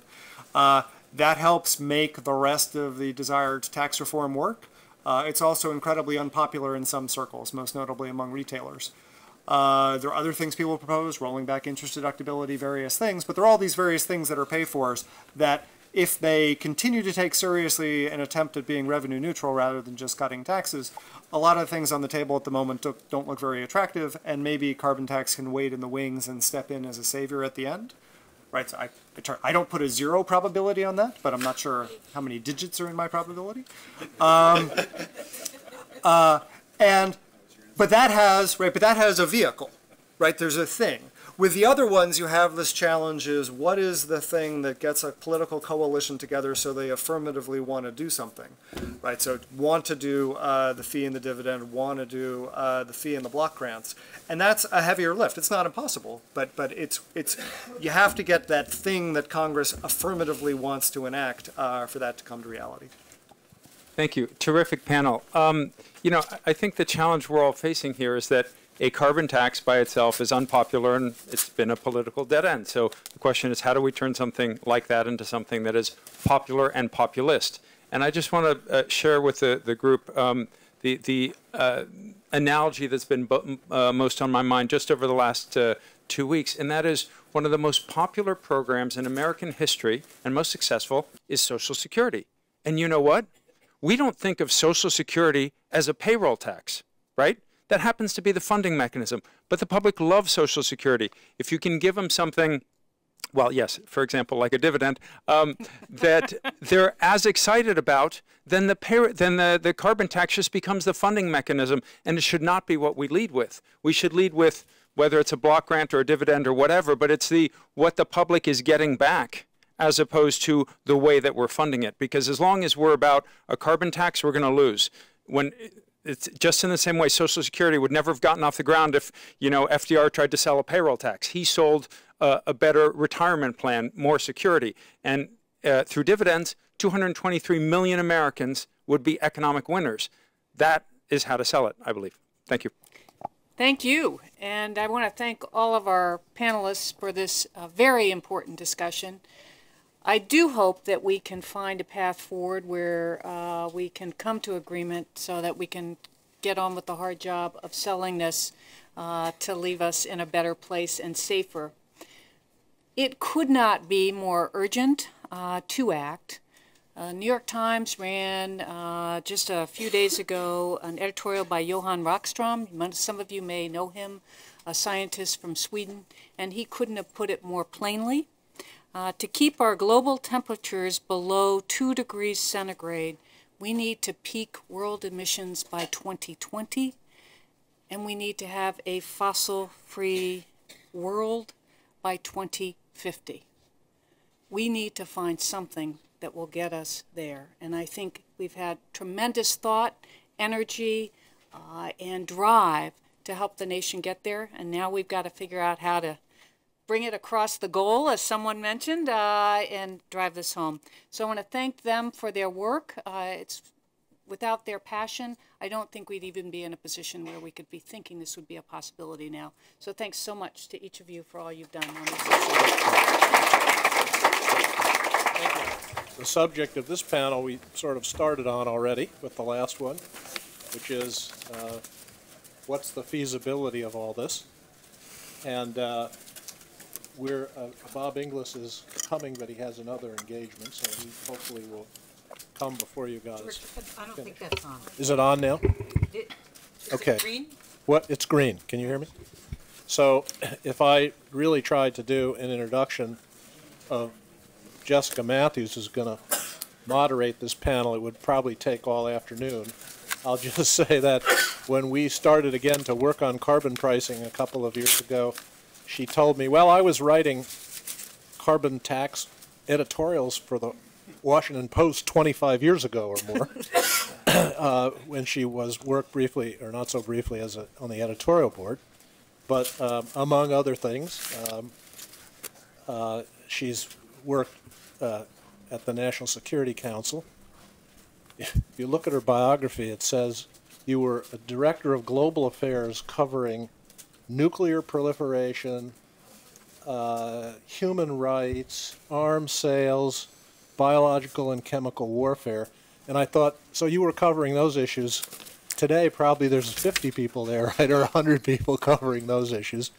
Worked at the State Department as Deputy the Undersecretary, Council on Foreign Relations, was very important co-founder with Gus Speth of World Resources Institute, and served as research director, the intellectual kingpin there for a long time, and for well over a decade as president of the Carnegie Endowment, where she is still as a distinguished fellow. So thank you for agreeing to take on the politics.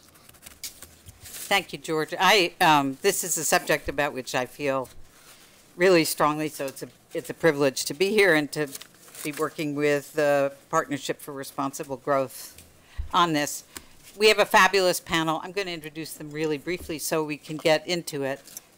We have 3 former congressmen with us, Bob Inglis, who will join us soon, I hope, who represented South Carolina for 2 6-year terms in the Congress, and then afterwards founded the Energy and Enterprise Initiative, which is housed at George Mason University, and his advocacy for a carbon tax played a substantial role in the termination of his congressional career, so he knows whereof he speaks. Mai McGinnis is run the Committee for Responsible Federal Budget since 2003. She knows her focus has been on the federal deficit. She knows as much about it as anybody, and has worked before the Responsible Federal Budget Group at Brookings, at the Concord Coalition, and on Wall Street. Jerry Taylor, next to Maya, founded and is president of the Niskanen Center. He, before that, spent 23 years at the Cato Institute, focusing on natural resource studies, and has been a vocal and key person in the last several years, especially on this subject on the Hill. Phil Sharp, who's going to wrap up, as I think you know, also served 20 years in the House representing Indiana, and during his time there chaired the the subcommittee, and Energy and Power, thanks, subcommittee, and played a key role on lots of legislation, especially in the 1990s. After Congress, he went to the Institute of Politics as director at the Kennedy School, and then for the last 11 years, was president of Resources for the Future. Adele Morris has served, I learned, in looking up these notes, in just about every economic entity that the federal government has. She is currently director of the Energy and Climate Group at Brookings. She spent a year at the Joint Economic Committee. She spent 9 years as chief natural resource economist at the Department of Treasury, during which time she spent a year on loan to the State Department as chief U.S. negotiator on land use and forestry, and she worked also at the Council on Economic Advisors and at the Office of Management and Budget. So anybody who, where we need expertise on the federal economic agencies, Adele has it. So I apologize for giving such short intros, but I think we have a great group here, and I'd like to kind of dive into the substance. So since Bob is not here yet, why don't we start, Maya? Is that okay? Sure. Yeah, I'll just make a couple comments. The first one is that I also worked at the Washington Post editorial board and wrote editorials on the carbon tax. Not for quite as long. I actually once sent in an op-ed and then got a call back, assuming that they were saying, like, oh, good, we're going to run your op-ed. But they were saying, no, we're turning down your op-ed, which was a little disappointing for the beginning of the call. But they said, we need somebody to come fill in for our economics writer. So I got to go write for 2 months. Go ahead. I just realized I've screwed up, but after you finish, I feel like we should start all over again. That's all right. Are we good? Yeah, no, that's it. Go ahead. Anyhow, one of the reasons I wrote about the carbon tax when I was doing the 2 months at the editorial board, and have written about it in other capacities, is because in the fiscal world, the world that I work with fiscal responsibility and trying to offset the cost of things, trying to find pay-fors, trying to control our national debt, you really want to be solutions-oriented. And so many of the solutions, whether it's cutting spending or raising taxes, raising revenues, which are the real ways that we're going to get control of the big fiscal challenges that we have in this country, are unpleasant in so many ways, and that's the nature of trade-offs. But one of the reasons I repeatedly am drawn to the carbon tax and want to figure out ways to be as strong an advocate for it as possible is it solves so many problems. And there are so few twofers, let alone threefers in the world of public policy. And usually when somebody says, you know, oh, it does this and it does this, they're lying about one of them or both of them. And this is this remarkable policy that is just standing there ready to be put in place and solve, again, a number of problems at once. So I think there's so much exciting potential around it. That, of course, is in the midst of what I think to certainly most of us, certainly me, feels like one of the most politically broken times we've ever had in this country. Putting in place anything that is not a giveaway is incredibly challenging, and having serious policy conversations that start with facts and continue into solutions is not where we're focused right now, and that's kind of discouraging for all of us who want to move policy needles forward. Let me just take 1 minute and talk about the fiscal situation, just to kind of set the fiscal stage, and then others will fill in the politics, the policy, carbon tax in specific. But just on the fiscal front, the situation that we do face in this country, though it's not on the front page of the news every day because there's so many things going on, but this president has actually inherited the worst fiscal situation, and that's the debt as a share of the economy, not the worst economic situation, because the economy is doing okay, but the worst fiscal situation of any other president when they entered office other than Truman. And when we found that out in our office, I found that quite shocking. But our debt, based on a number of reasons, but basically that we don't pay for policies and that we had a huge economic crisis in 2008. The response correctly was to respond with different kinds of stimulus. You can disagree whether you like the stimulus or not, but it was necessary. It stabilized the economy. But it brought our debt up as a share of the economy to twice where it was before 2008, twice what it has been historically. But on top of that, it's sort of less important where we are right now than the fact that we are projected to have the debt grow faster than the economy forever. And that is by definition unsustainable. The fastest growing part of our budget is interest. That is a huge waste, whether you're vastly conservative and want to cut taxes, hugely progressive and want to create new entitlements, somewhere in between. Putting the most growth of your budgetary resources increases into interest just is not a good use. And if we do nothing, if we add no new policies over the coming years, we will still borrow another $9.5 trillion over the next decade, bringing that economy debt to the economy ratio from 77% up to 89%. So something has to be done. We're going to have to grapple with the choices. I think we'll probably get into the various vehicles and the political landscape where we are right now, with everything going on from needing a budget, tax reform, infrastructure, a lot of things that need pay-fors, and that's where I think this can really come in. I think it's going to be more about being a pay-for right now than the environmental benefits that it could also bring, or sell it different ways to different people. But I think policy-wise, we know there's a huge solution here, and it's actually a solution to so many problems. Politically, we have to figure out how we're going to go from a period where nothing has cost, we don't like to pay for anything, and we try to make everything seem like free lunches, to really being willing to grapple with trade-offs. And then I think you quickly come to the carbon tax as about the most appealing option that there is. Well, I want to thank the Hoover Institution and Partnership for Responsible Growth for inviting me to be part of this program. And I must confess I agonized quite a bit before I accepted. And the main reason is that I would like to tell a different story in answer to the question that we've been tasked to address on this panel called The Politics of Carbon Taxation, Can a Deal Be Forged Now? I'd like to tell you that a deal could be forged now. We at Niskanen, along with a lot of other organizations in this room, are trying mightily to promote such a deal. But the reality is we do ourselves no favor by pretending the political landscape is other than what it is. The reality is the answer to the question, no, a deal cannot be forged now. And let me explain to you why I feel that way, and why that's not necessarily an invitation to give up our advocacy of carbon taxation and move on to other things, because I don't think that's what we should necessarily conclude from the political realities of today.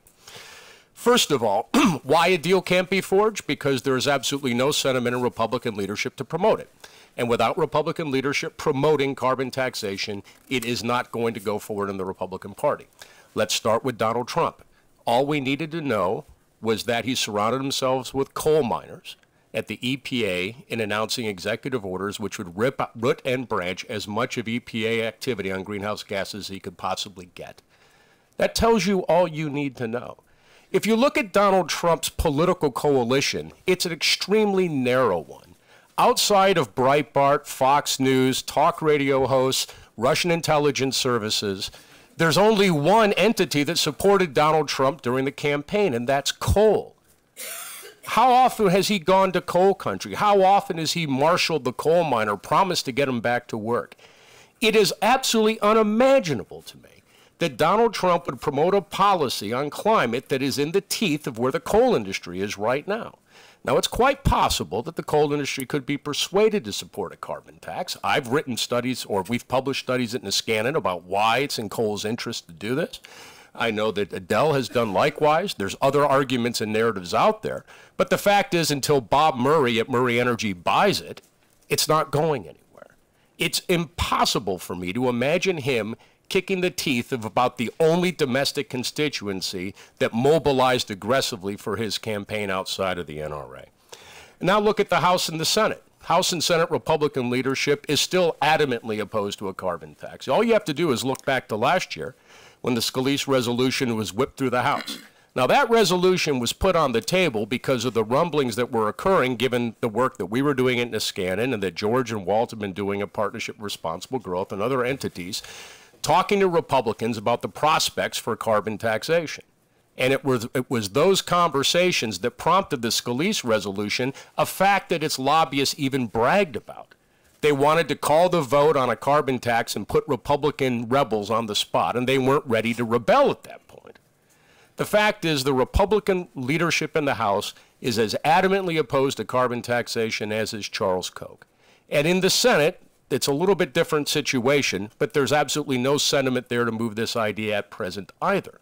Nor is there a significant elected Republican anywhere in Washington who is talking about carbon pricing. This should tell us all we need to know. John McCain is still silent. Lindsey Graham is still silent. Jeff Flake is still silent. A lot of champions who we know are with us privately to a large extent are not willing to be public. That tells you all you need to know about the state of the GOP. Now, let's assume that the White House did reach out to Republicans to try to put together a bipartisan deal on tax reform or infrastructure spending to use carbon tax revenue as a means of paying for their agenda. It's not an impossible scenario to imagine, and we can all tell ourselves political stories about how that makes sense. Given what I've just told you, I would be shocked if that were ever to occur. But let's assume it was even tried. The reality is that there is no political capability in this White House. They can't rally the Republican Party behind even something like health care reform. They certainly show no ability to move Democrats, any interest in talking to Democrats. And even if they could and Democrats wanted to have that conversation, the indivisible movement would blow any Democrat away who wanted to cut a deal with Donald Trump on tax reform or anything else of consequence right now. And so even were there an interest to put together a deal, I simply do not believe there's enough political capability in this White House, either via Donald Trump or the amateur hour that he has going around him in that administration, to ever execute such a heavy lift. In fact, I would be stunned if tax reform passes at all under any circumstances with any combination of revenue offsets. And the same goes through a lot of the infrastructure discussions that are going on as well. Third, even if a window did open, we would probably fail to move through it. And the reason is that there is no unity amongst Republican rebels about what a Republican-branded climate response might look like. And this is critically important. If you look back at healthcare, you can see how important it is. If the policy stream is not genuinely united or in a party over what reform ought to look like, when they have an opportunity to strike, they are going to screw it up. And the reality is we've got a lot of boots on the ground at Niskanen, other people work the Hill, and I think they'd tell you the same story. There's probably about 40 Republicans in the House and 10 Republicans in the Senate who are deeply uncomfortable with climate skepticism / denialism. They want the party in a better place. They're looking for a vehicle to promote responsible climate action. That doesn't mean they're going to endorse a carbon tax. It could mean they're going to endorse a Bill Gates breakthrough agenda of massive R&D and hoping the lab save us with some sparkly new tech. Or it might mean conservative clean energy subsidies and tax preferences of the sort the Clear Path is offering up to the Republican Party. Or it could mean that they're going to embrace Obama light, just regulatory activity that is a little bit more business friendly. For what it's worth, out of those four positions, that are competing for their attention, I think carbon taxes are probably somewhat stronger than the alternatives. But there is no balance of gravity behind it. You haven't hit a critical mass yet where Republican rebels are rallied around carbon pricing as the way to go forward. And until that happens, if a window were to open up, it would probably be missed. So that's a lot of cold water to give you. I didn't help myself fundraising today. But let me tell you how we can be productive. First of all, we have an opportunity now to build Republican support for carbon pricing as the best means of addressing climate and carbon taxation as the best means of carbon pricing.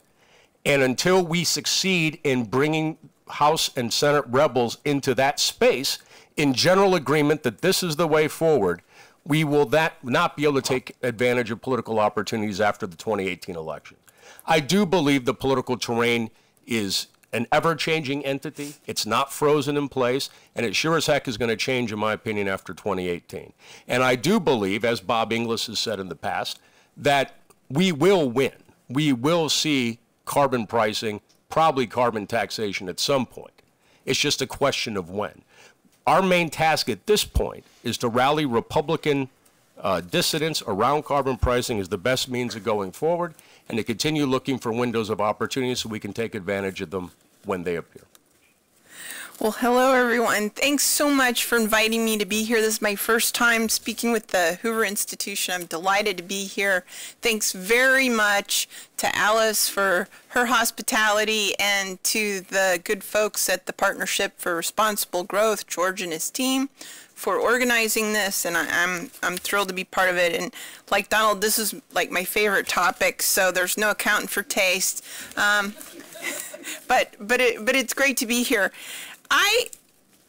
On the cheery note that Jerry just left us, I want to paint another grim scenario, but not the one he described.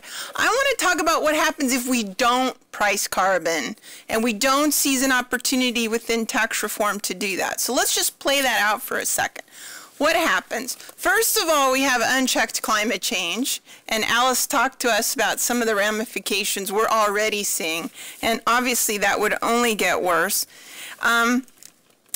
We will have a proliferation of state and local policies. We don't know exactly what those will look like, but states are already talking about what they can do, whether it's going ahead with plans they've been developing, consistent with the Clean Power Plan or other measures. Maybe we'll have carbon taxes in some states, and maybe that will give some comfort that this, doesn't stop the macroeconomic earth from revolving. But without a doubt, a proliferation of disparate state plans will be economically inefficient compared to consistent federal pricing of greenhouse gases. Moreover, states have to do that at a more downstream level. The only way you can implement a carbon tax where you're taxing upstream is if you're doing a federal approach, because states only have jurisdiction over emissions that occur within their state. They can't tax coal mines 1,000 miles away. And each state will have to worry about its competitiveness compared to its neighboring states or its competitor states, and they won't have tools without a great deal of complication to deal with that. And there's no good way to help coal workers if every state is kind of left to its own devices. So I don't think that's a pretty picture. Moreover, when the next Democrat comes into the White House, we will have Son of Clean Power Plan.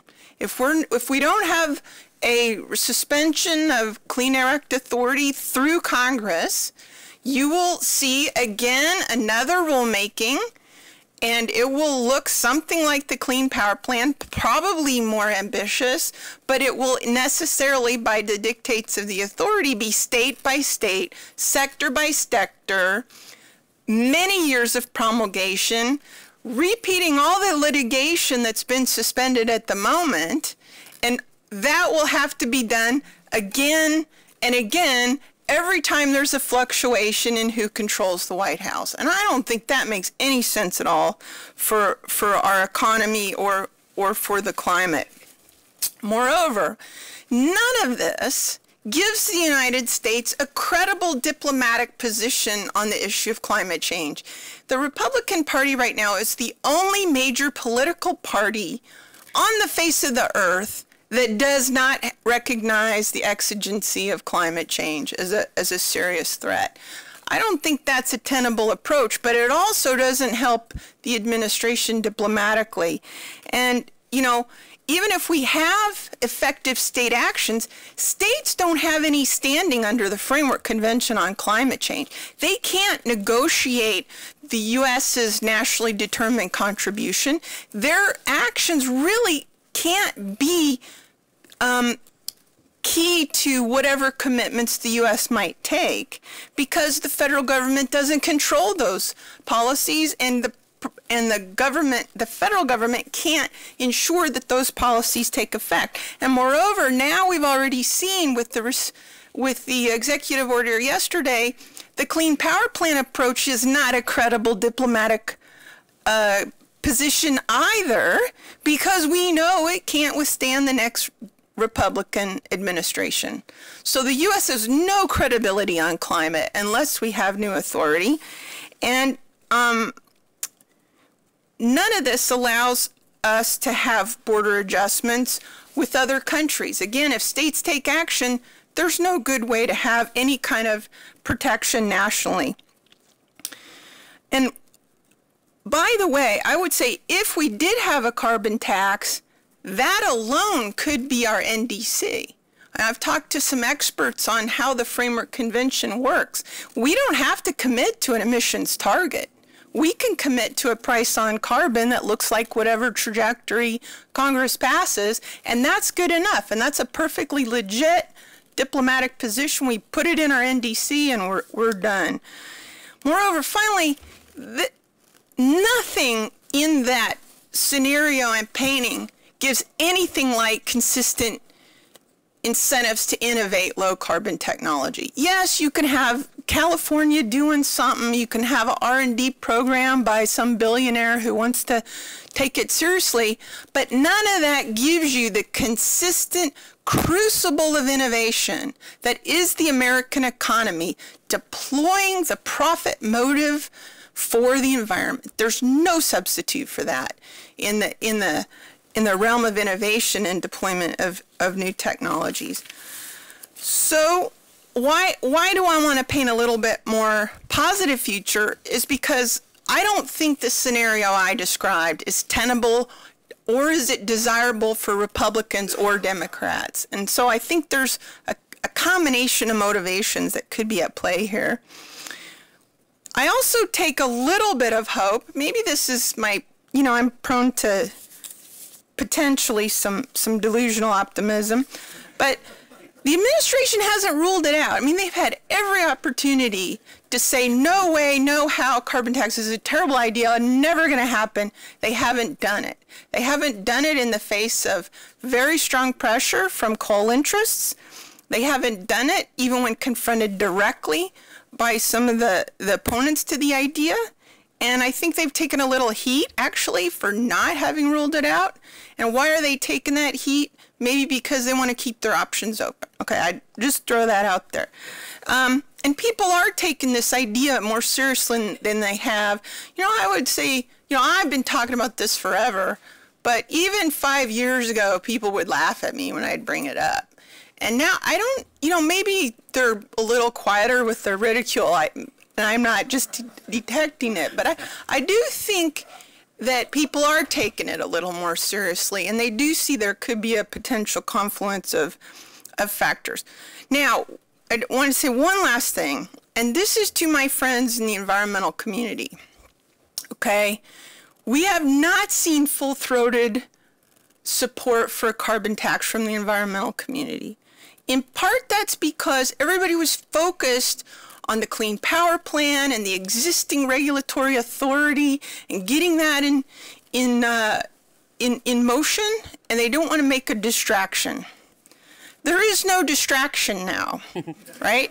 You guys have plenty of time on your hands, and I I want you to think about politically, how do you give cover to Democrats who want to engage with the Trump administration and actually talk to the Republicans about what we're going to do next on climate, and keep an open mind to a well-designed, simple excise tax. And as long as that tax is of a reasonable level, it is going to beat the pants off of the Clean Power Plan and the Clean Air Act approach from an environmental standpoint, because we already know that CPP wasn't even going to take effect until 2022, and now, like, who knows, right?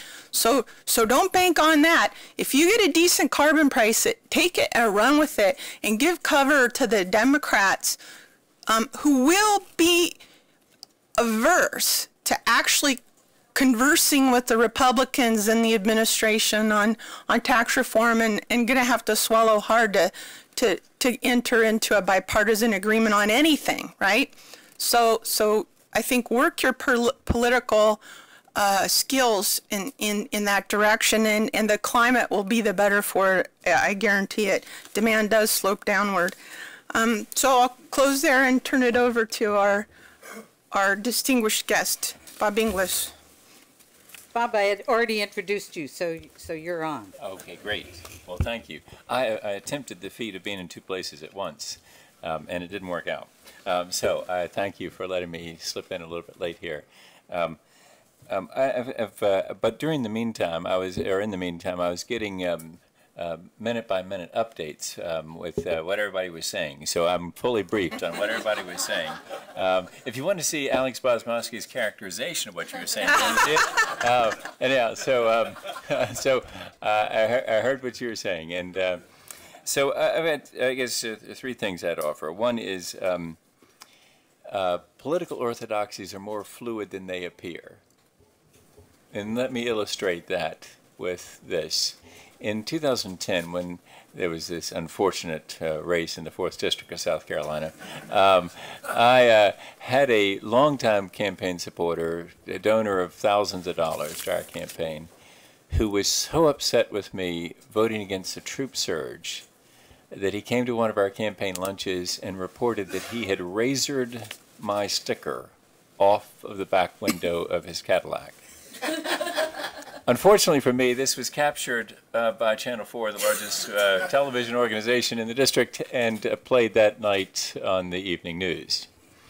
That was me voting against the troop surge because after 5 trips to Iraq and 4 trips to Afghanistan, I had conservative concerns about nation building in Iraq that my friend George Bush, and he is my friend, thought he was doing. That was trouble then, right? But Ron Paul got 25% of the Republican primary vote, not just opposing the troop surge. This is Ron. He opposed the whole thing. And so now we've got a president who routinely criticizes George W. Bush about that endeavor in Iraq, right? And so within a short space of time, that political orthodoxy has completely flipped. So let's be encouraged that political orthodoxies are actually pretty fluid. And so while it appears pretty dark, yesterday was a dark day, I will tell you, in the, particularly not so much we at republican.org aren't too concerned about the elimination of Clean Power Plan, because I agree completely with Adele Morris here that really, if we thought about it longer, we couldn't have come up with a worse way to deal with climate change. But the thing that's sort of sad is the minimizing of the social cost of carbon and the going way down on that scale. That's of concern. But the first encouragement I offer is just that political orthodoxies are more fluid than they appear. Second thing I'd say is the essential thing is for people to hear it in their own language. And that is what has been the failure so far, and why I'm so happy to be here at the Hoover Institution with my friend Walt and George and others organizing this, and so many friends sitting here in the audience, with the work that Ted's doing with Secretary Shultz and Mr. Stevenson, and this is just this is a different kind of language here that we'll be using today than is typically used in the climate space. And that's really important. And I can illustrate it with this. You know, some of you know the story about how I did this metamorphosis on climate. The third step of it is an Aussie climate scientist who I suppose if Scott Herron told me today, let's try to do this window washing thing with these guys out here right now, I'd probably try it with Scott because I trust him, right? Because I find him credible and he means something to me, just like my kids meant something to me in that metamorphosis. Compare that with a guy, I was at a conference and this guy turns to me and said, "Did you buy carbon offsets for your travel here today?" And I'm sitting there thinking, well, you must be holy and I'm the sinner. And so I said, no, that's a scam, isn't it? Because I just read something in the Wall Street Journal about how the accounting's really iffy. And so he turns to the guy next to him and says, that's what they all say when they don't want to be responsible. But now, if that guy told me that, you know, today is Wednesday, I'd check the calendar, right? Because there's nothing he can tell me after that I would find interesting or credible. But if we can go to people with credible messengers, and I see my friend Denny here, the military, for example, is now, the Pentagon has suddenly become more credible, I believe, on climate change. Before, in the Obama administration, there was a sense that you wanted that next star, perhaps, and there are politics in the military, just like there are politics, you know, in the church or the synagogue or wherever, the mosque. There's politics everywhere, right? But now, when General Mattis speaks about the risk of climate change, he's speaking against that possible sort of attaboy that he could get from the White House. So we're going to start hearing voices that before had been discounted that now will become more credible. And so I'm encouraged to be with people who can speak this language and can help, you know, like I listened to Scott Herron, the Aussie climate scientist, and not to the guy who was polishing his halo while he was calling me a sinner about the no carbon offsets. We got people in this room that can help speak to people who need to hear it in their language. And then the third thing I'd say is just, and I'll see if Bob Perkowitz can help me with this messaging, but let's see. He's good at messaging, so let me give it to you. Ready?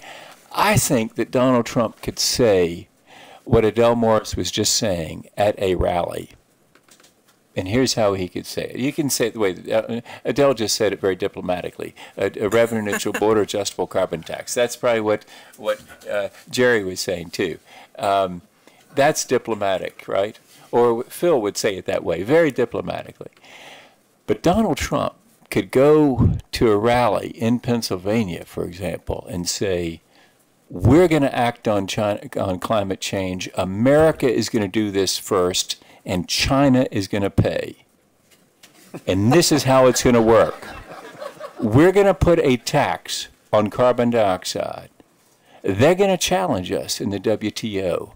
Well, go ahead. I'm used to being in court. After we beat you in court, you make your own decisions. You can keep on paying our carbon tax on entry of your goods in the United States, or you can back it up and pay it to Beijing.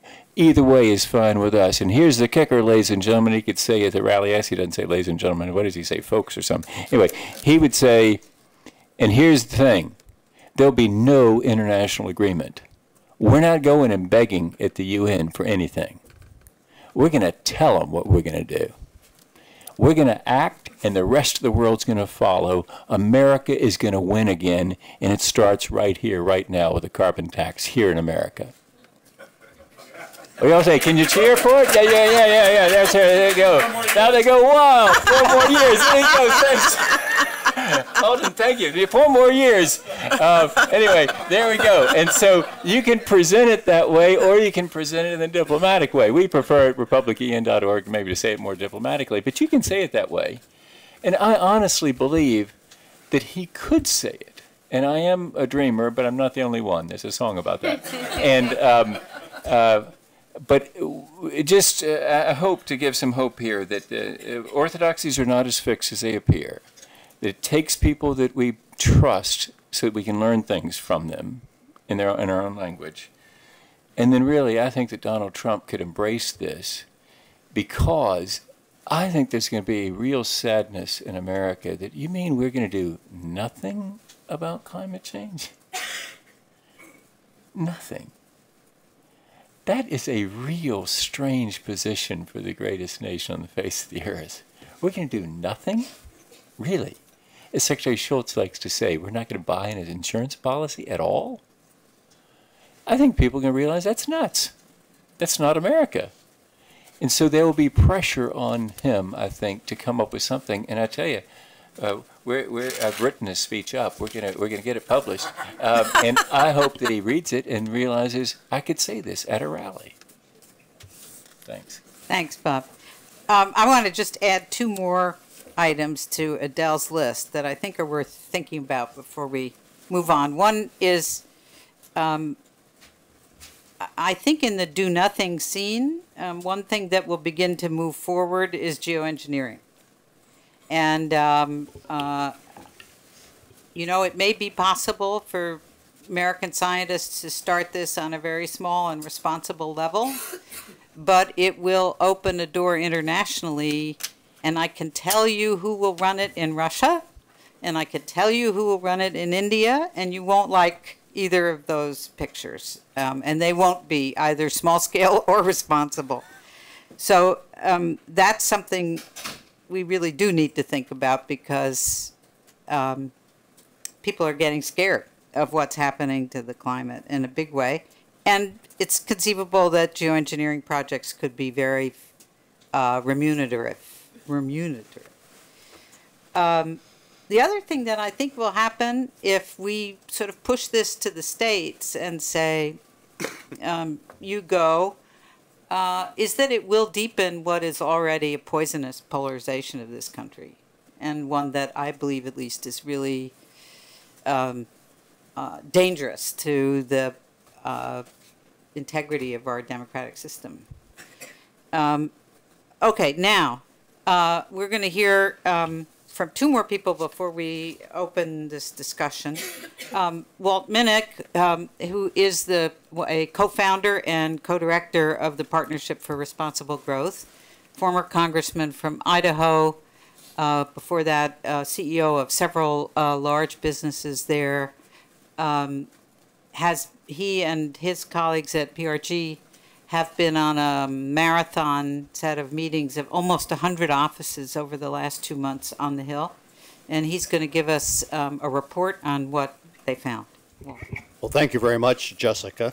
Appreciate you leading this group, and appreciate all of the panelists, both this panel and the previous panel, for your remarks. Since the Partnership for Responsible Growth does not believe that the costs of failing to deal with climate change are either small or declining. In fact, we think they're geometric. We don't want to wait for Donald Trump to give the speech that Bob just wrote for him. And we are trying to not wait 4 to 8 years for a new president or for a new political environment. We're trying to do everything we can to deal with the world as we see it today, and with the priorities that the Trump administration has elicited so far. So we have done these meetings in the context of trying to raise the issue of a fee on carbon, not a carbon tax, a fee on carbon emissions. In fact, we call it a source of carbon-funded tax cuts as a way to deal with these key priorities. And tax reform, we speak about it in terms of it paying for infrastructure. And occasionally when I'm had a couple of drinks with my Democratic friends, we suggest it even as a way to pay for the Great Wall of Mexico. Because we'd like to get some action now. And that using this as a pay-for for ambitious plans, stated today or in the future, we think is the way to keep this into the discussion. In talking about tax reform, and that's where those 100 meetings have been, because that's the first of these major priorities, we start by giving Maya's speech and talking about why it needs to be paid for. The fact that we are rapidly getting ourselves, even on the baseline, the national debt at a level where it's increasingly crippling our ability to do anything else than adding $5 or $7 trillion of tax revenue reductions or $1 trillion of infrastructure or even the costs of repealing health care are only making that worse and risk putting us in a situation like Japan or Greece is today, where you don't have enough money left over to pay for basic social programs or even national defense. We do not want to leave that legacy, so that's why we can't wait 4 or 8 years to deal with this issue. We have been talking mostly with people, because this is the first issue out of the block, who deal with tax policy, Ways and Means and Senate Finance, and the group of the, Jerry mentioned them, the, I think it's slightly more, I think it's 50 or 60 current elected Republicans in the House and probably 14 to 16 senators who are basically sympathetic and want to deal with climate in this Congress. And out of those meetings, we've gotten some interesting answers. With respect to the people with tax setting responsibility, we've only had 2 offices, one in the House and one in the Senate, that say you don't have to pay for anything.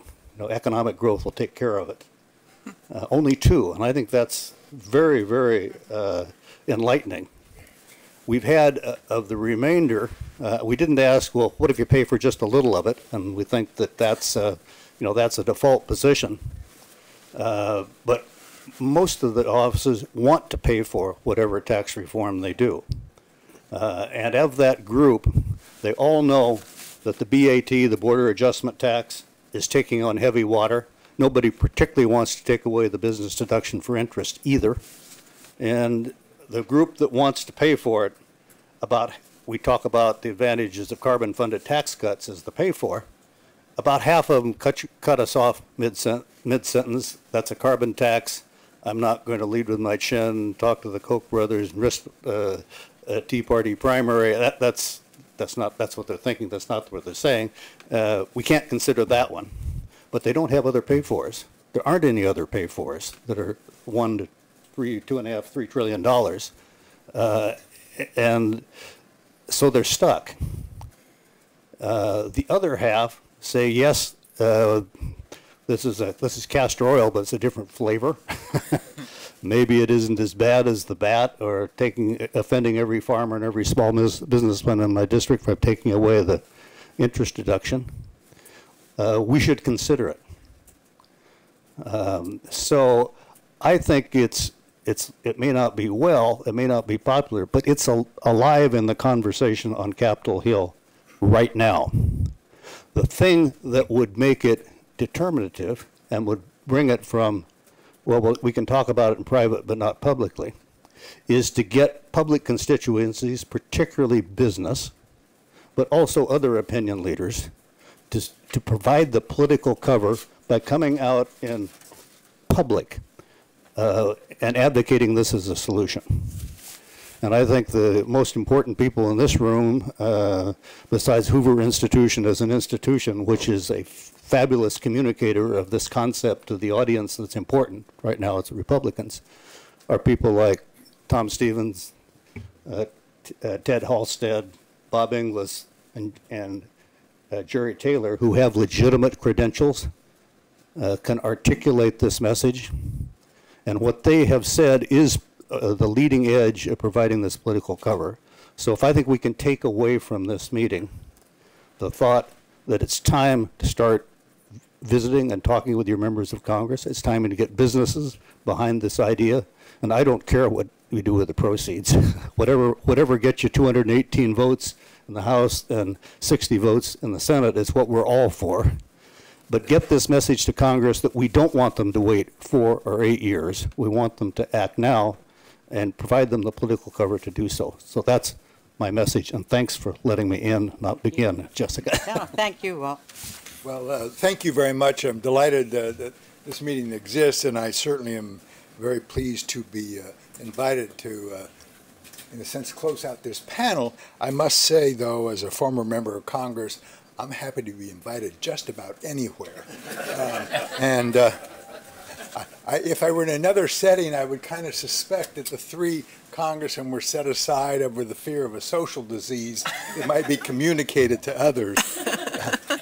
But let me very quickly say just one quick point on Adele's The Bad Scene, and that hasn't been mentioned here, and which is already evident not just now since the election, but has been for a couple of years, and that is increasingly the activists who are not satisfied with policy movement in this country are focused on energy projects.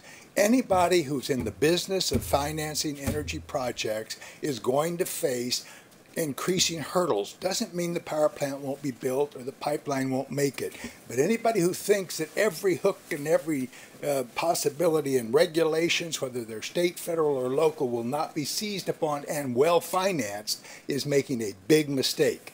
And just because they're doing gas and that's better than coal, I can assure you those molecules are going to be attacked like anybody else's. So I would suggest to you that we're going to see a significant increase in that. I know from people I've talked to, we're already seeing a significant investment occurring from charitable institutions on advancing the state options, and both not just defending them, but to advance them in the states. So this is not something that's going to wait for another election for other people to say, well, we'll just complain now. The activism is out there and it's going aggressively. Well, that was not my point here, though, because we're supposed to be talking about the carbon tax, which I'm delighted to do. And I simply would say, I'm sort of in that position I used to happen in the Commerce Committee where we would drag on and drag on. Not that this is dragged, but that where, you know, everybody said everything, but not everybody said it. Or everything's been said, but not everybody said it. I couldn't even get that right. But let me suggest to you that, in fact, the tax reform vehicle is here. It's going to go forward in one way or another, and we should assume that's the case, and we should take advantage of it. Jerry was, or Don was talking about vehicles and the need for them. That is imperative in the legislative process. No carbon tax is going to come on the scene, most of us think, over the next 3 or 4 years because we want to take action on climate. We've got a vehicle on tax reform that, whether it makes it or not, we don't know. But we have incredibly broad-based agreement that somebody ought to do something about tax reform, either for fairness reasons or to advance the economy. And let me suggest to you that we should seize the day on that proposition. And it's highly probable, I would be willing to bet you real dollars on this one, there will be votes on a carbon tax in the U.S. Senate. Senator Shultz or Senator Whitehorse are going to offer it, and the Senate is not able, unlike the House, to shut out every amendment that they don't like in the leadership. So it's going to happen. Now, whether that turns out to be just a symbolic move that lets people be on the record, and Jerry, he turns out to be right that there's just nobody that's going to stomach it, that may turn out to be the way it is. But people would be wise, I think, that take this issue seriously to aggressively be out there trying to find champions among conservatives and Republicans who would join in on that and not leave the leadership to liberal Democrats. Let me suggest one other thing. I thought the panel was terrific on outlining different options. This panel was very good on the politics, but outlining various options for the revenue. And those are significant, and they were obviously significant differences. And I must say, I'm not sure which one is more politically appealing and gets a crowd in from a political point of view. But I would hope we could keep everybody focused on something Walt said, and that is simply that the fundamental is to try to get pricing of carbon. That's the fundamental problem we're trying to address, and this is the fundamental technique that ought to be the wisest way to do it. And one would hope that people who have different opinions about how we make use of the revenue will make that a secondary priority and not the first priority, so that they will be willing at the end of the day to do something about that. So with that, let me suggest I think we ought to take very seriously that there's a vehicle there. We ought to take very seriously that this issue will at least arise in the Senate, and it would be well to seize that opportunity and see if we can't expand it, and hopefully Jerry will not be right. Okay, thank you. So I want to hope we can use our time to get as much collective brainstorming on the hard politics of this as we can. So let me just frame this, what I hear from both panels as givens. One is, if anything is going to pass, it's going to have to be bipartisan. We haven't said this explicitly here, but I think it's a given. There's got to be something in this for both sides, if there's any chance. Two, if there is any chance, the vehicle that is there is tax reform. And that then, as Phil has just said, that then dictates the design of this thing. It's a pay for. Three,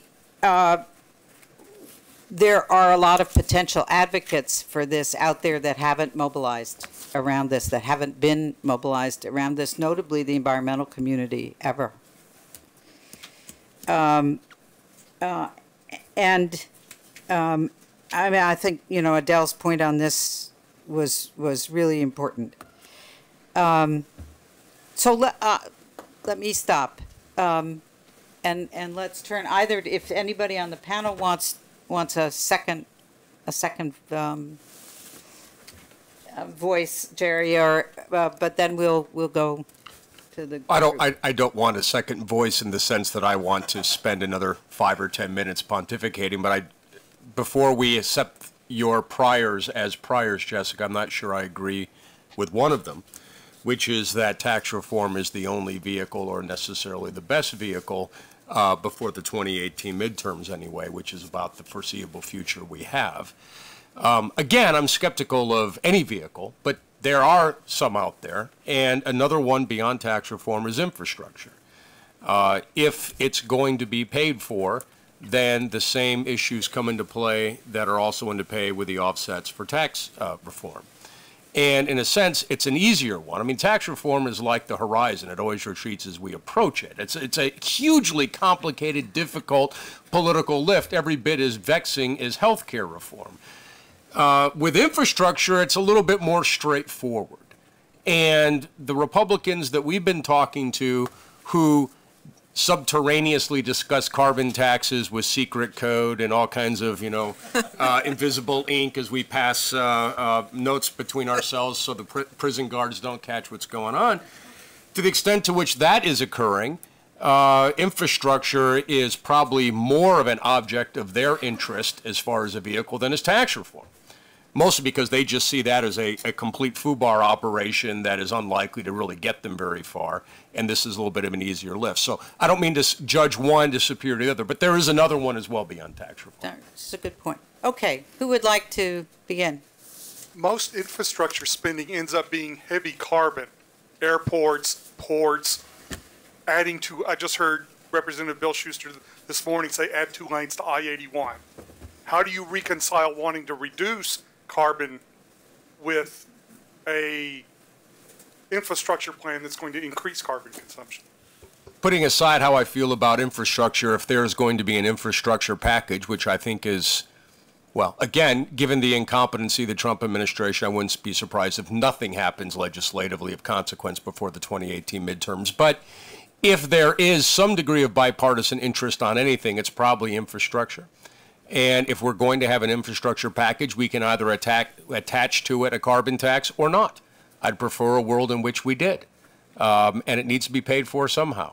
Now, trying to figure out what tax reform means in Trump world is extremely difficult. I'm not entirely sure what the heck the outlines of that package might be. But whatever it may be, I don't think it's our ability to really move the needle one way or the other to, like, say, low carbon infrastructure. Of course, there's a lot of people who have those narratives. You can make a great argument for modernizing the grid in this fashion and what have you. But I haven't noticed Steve Bannon freebasing on that lately. He's freebasing on coal dust and women from Russia, so I'm not entirely sure that we're going to get very far with a low-carbon energy infrastructure package.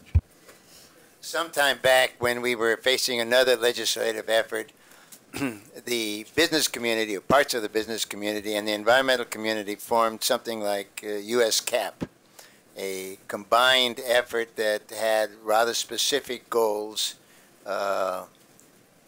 which looked like a very powerful combination at the time, although, of course, it didn't, what they were looking for didn't happen. The question is, would a U.S. cap that is formed on the basis of dealing with climate change, would that be a step forward, or would that put the whole thing back because of the focus on climate change?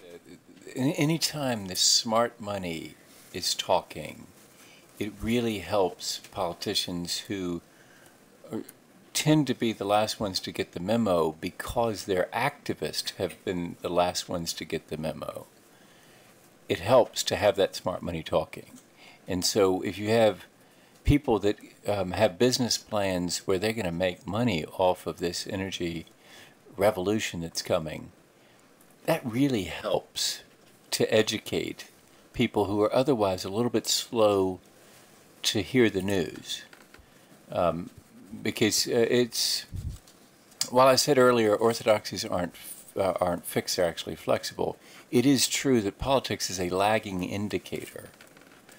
So once the smart money has already moved, politics catches up with it, but it has to do not with the fact that politicians are dumb. They're not dumb. It has to do with the fact that their activists are settled in a rhetoric that they're used to using at the county party convention, and they stick to that past the point at which that rhetoric is believable. And then they realize, and there's a correction that comes, but that correction is after the smart money has already been corrected and moved on. So the more the merrier, as far as I'm concerned, in terms of smart money making the case. Like we think that Rex Tillerson is our best hope in this administration for making, because Darren Woods, his successor, has reiterated the position that ExxonMobil is for a revenue-neutral, border-adjustable carbon tax. And so if people hear that from that source, like I was saying, there's sources that we can trust and believe. If you're on the right, you hear ExxonMobil, you say, hey, they must know something. And so smart money, please speak loudly. So I will get to, I just wanted to raise the further question whether Exxon's statement about sticking with the climate agreement was a sort of a cheap way to fix their public image that is being attacked in the courts, or whether it really means something on which we can build. I don't know if anybody has a feeling about that. I mean, I don't want to put words in Exxon's mouth, but just look at their incentive system. They're a massive global enterprise, and they're under a lot of pressure to be constructive. And what would be an optimal climate policy outcome for an entity like that? It would be a global carbon price that minimizes other interferences in their operation and gives them social license to, do what they do, right? Moreover, to the extent that natural gas displaces coal, it gives them a promising market for one of their key products. Oil tends to be inelastically demanded, so you have to have a pretty high price on carbon to really displace a lot of oil. And that's going to take a while, and in the meantime they're going to be busy developing a range of products that are going to be prepared for that future. I have no doubt the good engineers of ExxonMobil will be all over this case. So and to the extent that a revenue neutral approach involves a reduction in the corporate income tax or simplification of the tax system from which they can benefit, you know, this is a no-brainer for a company like that. And I would have to say, when I talk to energy companies generally, they all get this. Like, I'm talking about the big integrated majors. They all get this. The issue, I think, at least as far as oil and gas goes, are the smaller folks that operate kind of, you know, more the wildcatter types. But I would just say, even for those folks, if business tax reform includes lower rates for the pass-through entities and the LLCs, that some of these smaller operators, you know, it's not just a corporate tax reform, you might see a different point of view from them as well. I'd also add, it vindicates Rex Tillerson's decision, right, to buy that massive portfolio of natural gas. And everybody's concerned about their legacy. Presidents are, CEOs of companies are, and so it vindicates his decision there. And I would just add one more thing. To the extent that a bill that prices carbon includes some release of liability for climatic damages from historical emissions, that could really release a lot of the pressure, both at the state level and the federal level. You know, nobody likes litigation. I'm sure they don't like it either. And, you know, I could easily see some provision about liability related to climate damages being part of some deal in answer to the question of our deal space for our event today. So it's something they could put in the table. Well, so your really interesting question got me thinking about the strategy of moving this whole issue. And I said, I'm used to being the most pessimistic person on a panel, and it's nice not to be. But I went through the strategies, and I was like, darn it, I'm in Jerry's camp. This is not going to happen. But that doesn't mean I don't see there's lots of possible approaches and reasons to keep working at it. And the way I look at moving hard policy issues in a broken political moment is there will be windows of opportunity. You don't know when they will happen. You do every single thing you can, be prepared. You have every strategy that's available, and you're ready to move when that slim opening comes. But so I just worked through I was just thinking through a couple of ideas. One is the best policy pay for, which clearly is kind of my lane where I think about it, and it's really important. The second is this the best thing to do for the environment? And the third is, and you make that case, and the third is this a business community coalition? So let me just take you through what I thought on each of those. On the pay for piece, on the tax reform or the infrastructure piece, what I think will happen on tax reform, and who knows what way it will go, but I think what will happen is they'll try to do border adjustability. That will fall by the wayside because it's really hard. They'll try to do base broadening.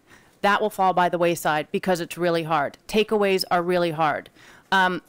I wake up a lot of time and I think, is there a single issue I could have picked other than fiscal policy that would have been worse? Like, or the opposite is I often think, like, why didn't I start an organization to save like orphan puppies where everybody would like what we're trying to sell? Because trying to sell tax increases and spending cuts, it sucks. Nobody wants to hear your message. But then I was thinking, oh, maybe you guys have a harder job. Maybe. And I don't think you do. But I think so then they will go through, okay, well, if we can't broaden the base to pay for tax reform, can we just deficit finance it? And I think the temptation will be yes, but I think we'll do sort of a good enough job, and the debt is so large that people really won't be comfortable with saying we're going to borrow all of this to offset this tax cut, even if we can pretend that tax cuts pay for themselves, which they don't, even if we can pretend that the economy is going to grow at 6% or even 4%, which it's not going to. They're not going to be able to justify borrowing all of it. And so then they'll think about what pay-fors can they go for. And one of the tricks is to have this compared to what are the other options. Because once you put it there as the other options, this one is the best pay-for. That's what I really believe. Here's what I also believe. Then they'll say, it's still really hard, and we've all signed things saying we're not going to do this, and we'll just find some budget gimmicks to get around it. So that's where I end up in your camp. I think there will be a lot of ways to budget gimmick around paying for tax reform. It'll be some kind of patchwork piece. But I think there's a real shot there. If you go through those border adjustability, no. Base broadening, no. Deficit finance it, no. Gimmick versus legitimate pay for, there's a shot at that moment. The second piece that I think about, was that really not encouraging? That was my, okay, this could happen. The second piece... The second piece is if you do make it on the environment, sort of the environmental piece, you do need to build that up. And now I'm talking about strategy in a world I don't know very much. But I think when Democrats have their moment, there's also going to be huge economic issues that push this aside unless this becomes an economic issue. So I'm very worried that framing this as all about the environment isn't the smartest thing given where economic issues, income inequality, future of work, things like that are headed in this country. There's some big, big structural issues we've got to deal with. And so then I've run a business coalition, and I think it's a really powerful thing to be able to do it, to bring together CEOs and advocate for issues. But I also think one of the things we just saw in the past election was actually that this country kind of hates the elite, and it sort of hates a lot of CEOs. And so there's a big pushback against it. And so we have to figure out how, when you use the elite strategy of strange bedfellows, Republicans and Democrats together, former members of Congress, CEOs, and also when you use the populist model. And I think Ted, my former colleague, one of the really interesting things thinking about a dividend piece is that is when you are connecting with the populist piece, which is how do you get people to want this policy to happen. I worry about getting people to want to have a policy happen because you're going to give them a check, because I worry that becomes kind of back to the giveaway mentality where, you know, I'm the Grinch. I say we should pay for everything. But that's a pretty tough frame. I think the frame of you'll get something if we do something is a pretty thoughtful thing to be connecting with in this moment. I don't think any of those strategies will clearly succeed, but I think they're all kind of different ways to think through what models of pushing this issue are most likely to succeed in this moment, which is a very different moment than past times that we've organized different communities. Great conversation as the last one. I would urge us to think for a moment of the best example of a carbon tax in our hemisphere, and that is British Columbia. And the lesson learned there is that it worked exactly as advertised at the beginning. As long as the carbon tax rate went up, as soon as the carbon tax rate stalled out, emissions started going up again. So if your goal is to cut a tax deal or infrastructure or bring down the deficit, all the strategies make a lot of sense. If the goal, on the other hand, is to solve the climate problem, we need a strategy whereby the carbon tax can continually go up, and that means that the public has to support that. My big fear about a trade of carbon tax or corporate income tax is that it basically becomes a static tax. The public hates it.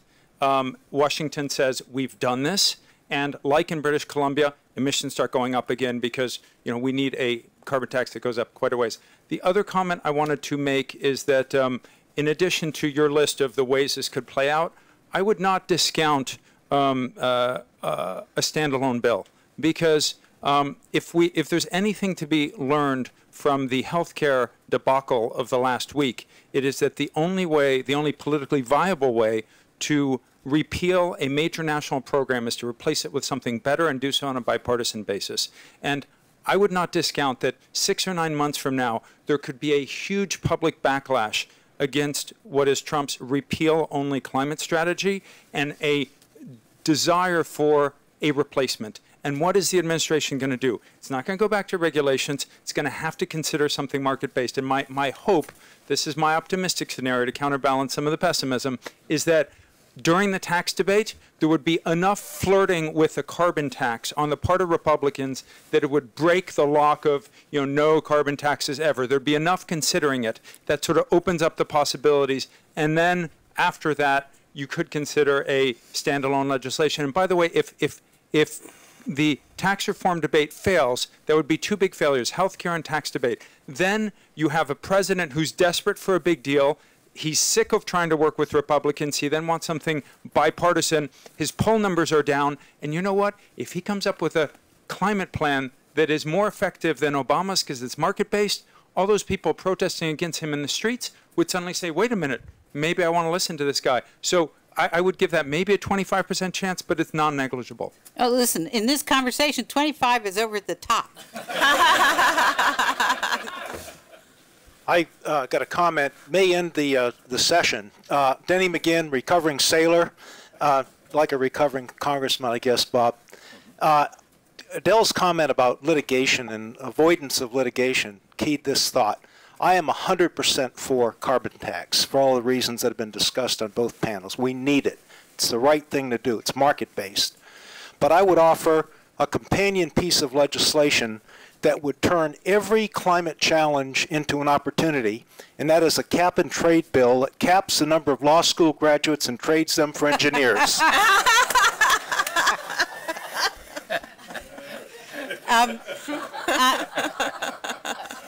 On the inducement side, let me just throw out as a perhaps crazy thing, but how politically attractive do you think it would be to add into the mix getting rid of the gasoline tax, the federal gasoline tax? Well, let me jump in on that. That is a topic of some conversation with some of our allies on the Hill, Republican allies. So, yeah, that is something that is definitely being kicked around. As far as the broader issues of politics, I want to address a couple of things Ted said, because I think he's right. I wouldn't discount a standalone initiative, but it's going to occur only once the Visigoths either fail to sack Rome or they're routed out at the gates.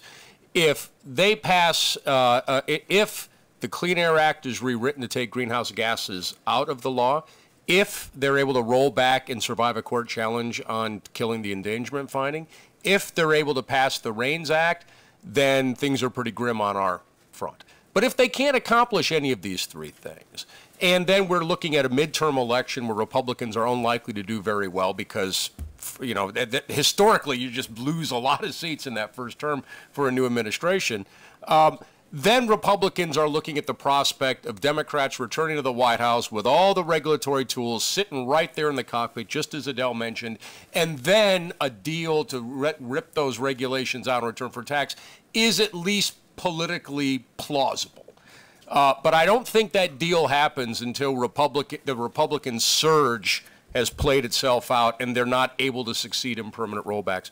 As far as the huge public backlash is concerned, you know, I'd like to tell that story, but there's not a single Republican who has yet to lose anything for being a climate skeptic / denialist. Nothing. And until that happens, stories about how your position on climate, Mr. Republican, is hurting you are hypothetical, because he's been hearing that forever. He or she has been hearing that forever, and there has yet to be somebody who's really taken a beating on that front. Now, I'd like to think that's going to change. I think there are signs that it is changing. But this election is not a great narrative for us to tell about how climate skepticism has hurt the Republican Party. It just hasn't. They won key oil and gas and coal states, and it's the difference between why Donald Trump's there and why Hillary isn't.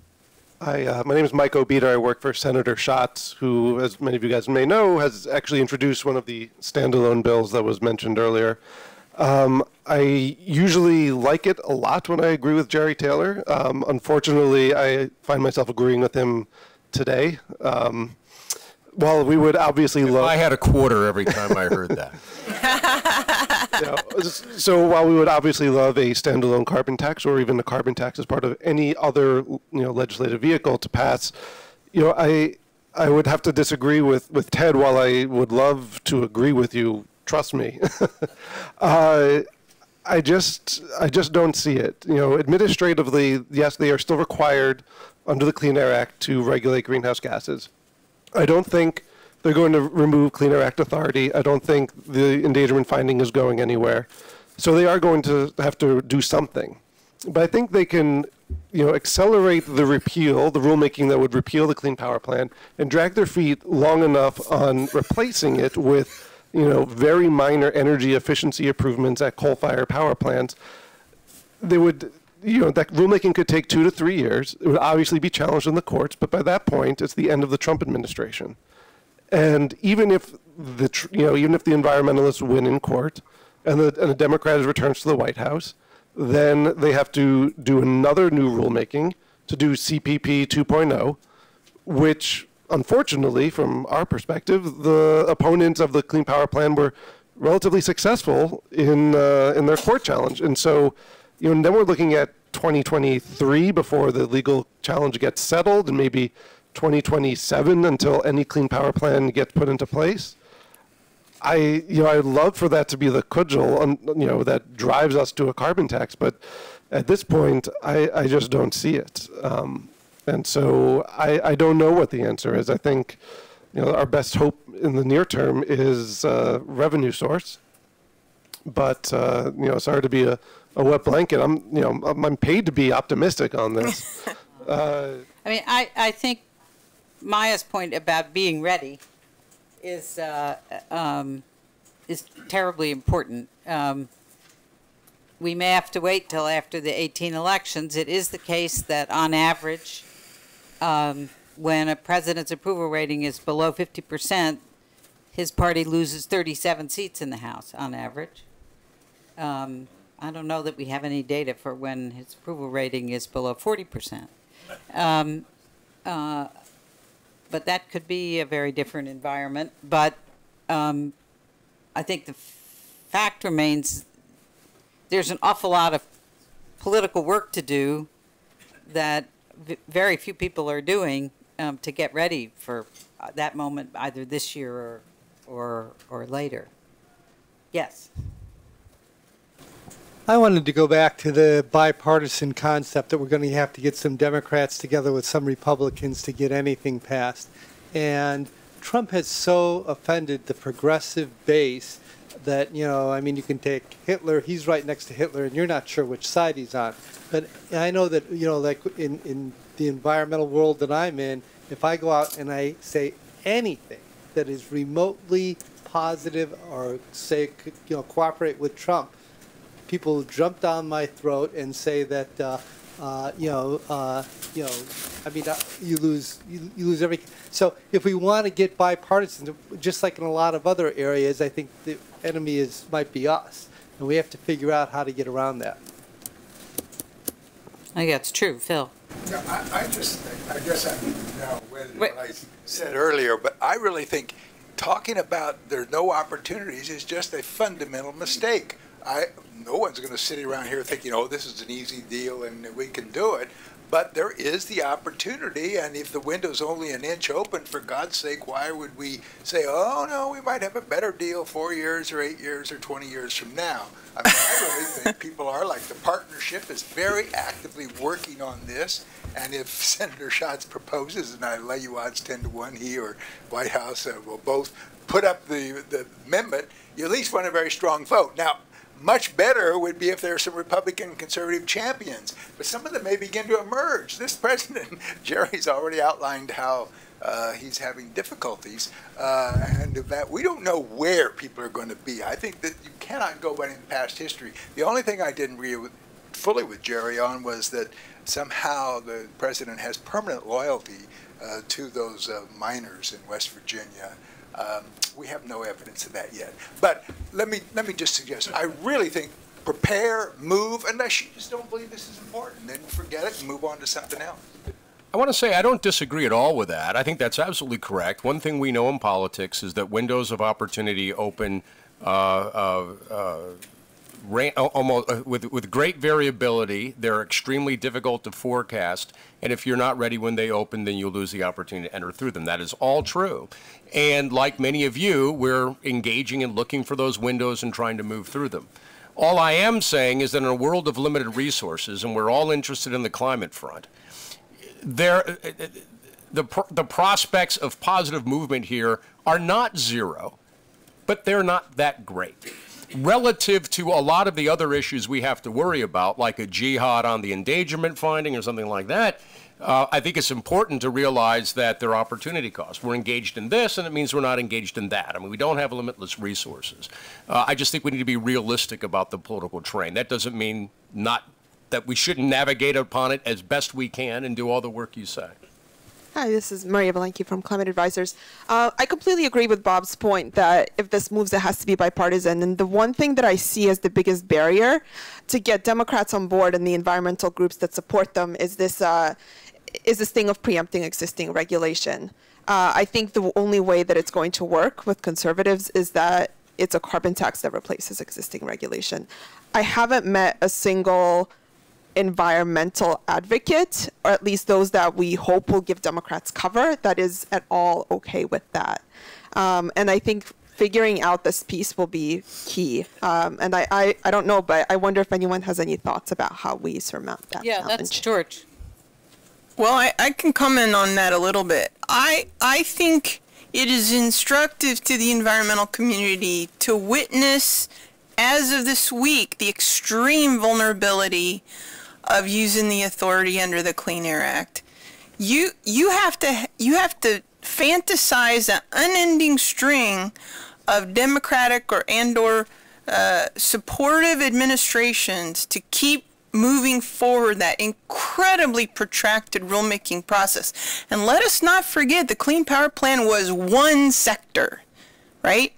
To really regulate the entirety of the greenhouse gas inventory in the United States will take decades. And I would just ask the environmental community to have a very clear-eyed, unflinching view of the genuine leverage of that authority, and compare that to, in the here and now, in law, an excise on carbon and other greenhouse gases with a credible trajectory of increase over inflation, and the diplomatic strength that comes. Remember, this is a global problem. What we do in the United States is critical to progress internationally, and not just diplomatically, but also through the innovation that would be generated by that price signal. That will be the technology that then allows true deep mitigation elsewhere in the world. So, keep your eye on the environmental ball, please, and don't wrap yourself into this rosy relationship of the future of the Clean Air Act authority. That, I just beg you, and I say that as someone whose first job at a grad school was overseeing the rulemaking process at the White House for natural resource conservation and environmental rules. So I'm familiar with that process. I've lived it. It's miserable. Do you really want to go through that again and again every time we have a change in the White House? Please don't confuse yourselves. Stand up. I would say just two things based on the experience that our group had prior to the election. Two things. One is we have had a year and a half of dialogue private dialogue with some of you who attended some of those meetings, with most of the major oil companies, think tanks, and 4 national environmental organizations who recognized quite openly that the issue of a carbon tax was going to involve some kind of preemption, certainly a substitute for the Clean Power Plan in all likelihood. And that was going to be difficult. The question is how many scalps would, the other people. But a recognition in a very large part of the environmental community that there was going to be a trade. Second, I think it's without trying to overstate this, our experience on the Hill has been that in the House and Senate, and I let Walt correct me, the people who were the most likely to support absolutely no preemption, the environmental community's strongest supporters in the House and Senate, were willing to do that deal for a carbon tax in a heartbeat. Wait, which deal? Do a deal, whatever preemption it took. Got to be very careful. Doesn't mean you wipe out all authority, but there's going to be a serious substitution of tax for regulation, not one on top of the other. So I'm not sure that the portion of the environmental community that was still going to grab a hold of the maximum desirable continuation of Clean Air Act authority had much support before the election from their strongest supporters in the House and Senate, realizing that, as people have said, a $22 carbon tax gets us to Paris, right? We never were going to get to Paris under a Hillary Clinton administration. Every conceivable new regulation and all that. So recognizing that something that is valid as a carbon tax was going to be a lot better, that deal is doable. Democrats in the House and Senate happy to do that before the election. Now, what has changed since then with the regulatory agenda, I think, vanished? There are going to be people who said to me, important people in a few environmental groups. We can never give up any jurisdiction under the Clean Air Act, any authority under the Clean Air Act. I know it's wiped down for 10 years, but in 10 years we'll want to come back to it because that's our historical experience. There are going to be people in the environmental communities approach the carbon tax debate is going to be along those lines, but I don't think that's where the majority of the environmental community is going to be, and I don't think they're going to have much support among their staunchest supporters in the House and Senate. But as I said, that's I may be overstating the case, but I think the whole issue of preemption as a problem was less than you think and has vanished to a large extent. Is that true also for cafe? No, I think cafe is in a completely different, we've always thought the bargain is regulatory, a bargain is the regulatory authority to, under the Clean Air Act, to limit point source pollution from the industrial sector is what you're getting for a carbon tax. Transportation is a much more difficult issue, and certainly the question of anything else is something that the environmental community will resist. In other words, you don't want to take away the deal on, investment tax credit and other renewable energy credits or standards for energy efficiency or state renewable portfolio standards. So, but the deal is pretty clear, it seems to me. But what about the gas tax? What's interesting about the gas tax is separate because that's more of an economic issue. I would say this about cafe standards. We've had a few conversations that this is not very deep into this, but it's interesting because as much as the automobile manufacturers have pushed and pushed, to relax to 2025, they know they can make that. They're happy to make that. They're worried about what happens after 2025. So really, the existing cafe standards, they were perfectly well prepared to have it continue to be put down their throats in 2025. The real issue is what happens next, not existing cafe standards. So again, that may be an optimistic view of where the car companies would come into carbon tax and what the deal is for them. But the point is, these deals are doable. They're rational, objective deals where everybody comes out with what they need. Those deals are doable. Is the politics going to get us there? Your guess is good as well. Is there anybody else from the environmental community who wants to speak on this? Alden, you want to say anything on this? Well, I think George has captured the debate pretty accurately. There are some groups that this is a line in the sand to die for. There's others, such as my own, that say, show me. We're from Missouri. Show me what the alternative is. Show me the environmental effectiveness. Show me how it's going to escalate over time, and we're willing to talk. And obviously in Waxman Markey, there was a willingness to have at least a moratorium or suspension on some of these authorities in response to a cap. So, you're going to have, it's a broad community. You're going to have some different nuances there, but I think George is capturing, the sentiment, at least some of the groups, right? And I would say, Alden, you raise a good point. It's not just completely repeal the authority or leave it completely intact. There's a deal space there, too. You can have a trigger for environmental effectiveness to reinstitute it if you don't get something. Always, environmental defense has been looking at this. Environmental effectiveness triggers. That's what we're talking about as part of this. And I think, I'm going to give Phil the last word, but I think that there is a big political possibility with getting rid of the gas tax because its unpopularity is out of all proportion to its fiscal or environmental impact. It's so small now in real terms, but people don't think about it that way, and it would be redundant with certainly with a $40 carbon tax. I mean, for a congressman going home and say, "I got rid of your gas tax," people will love that.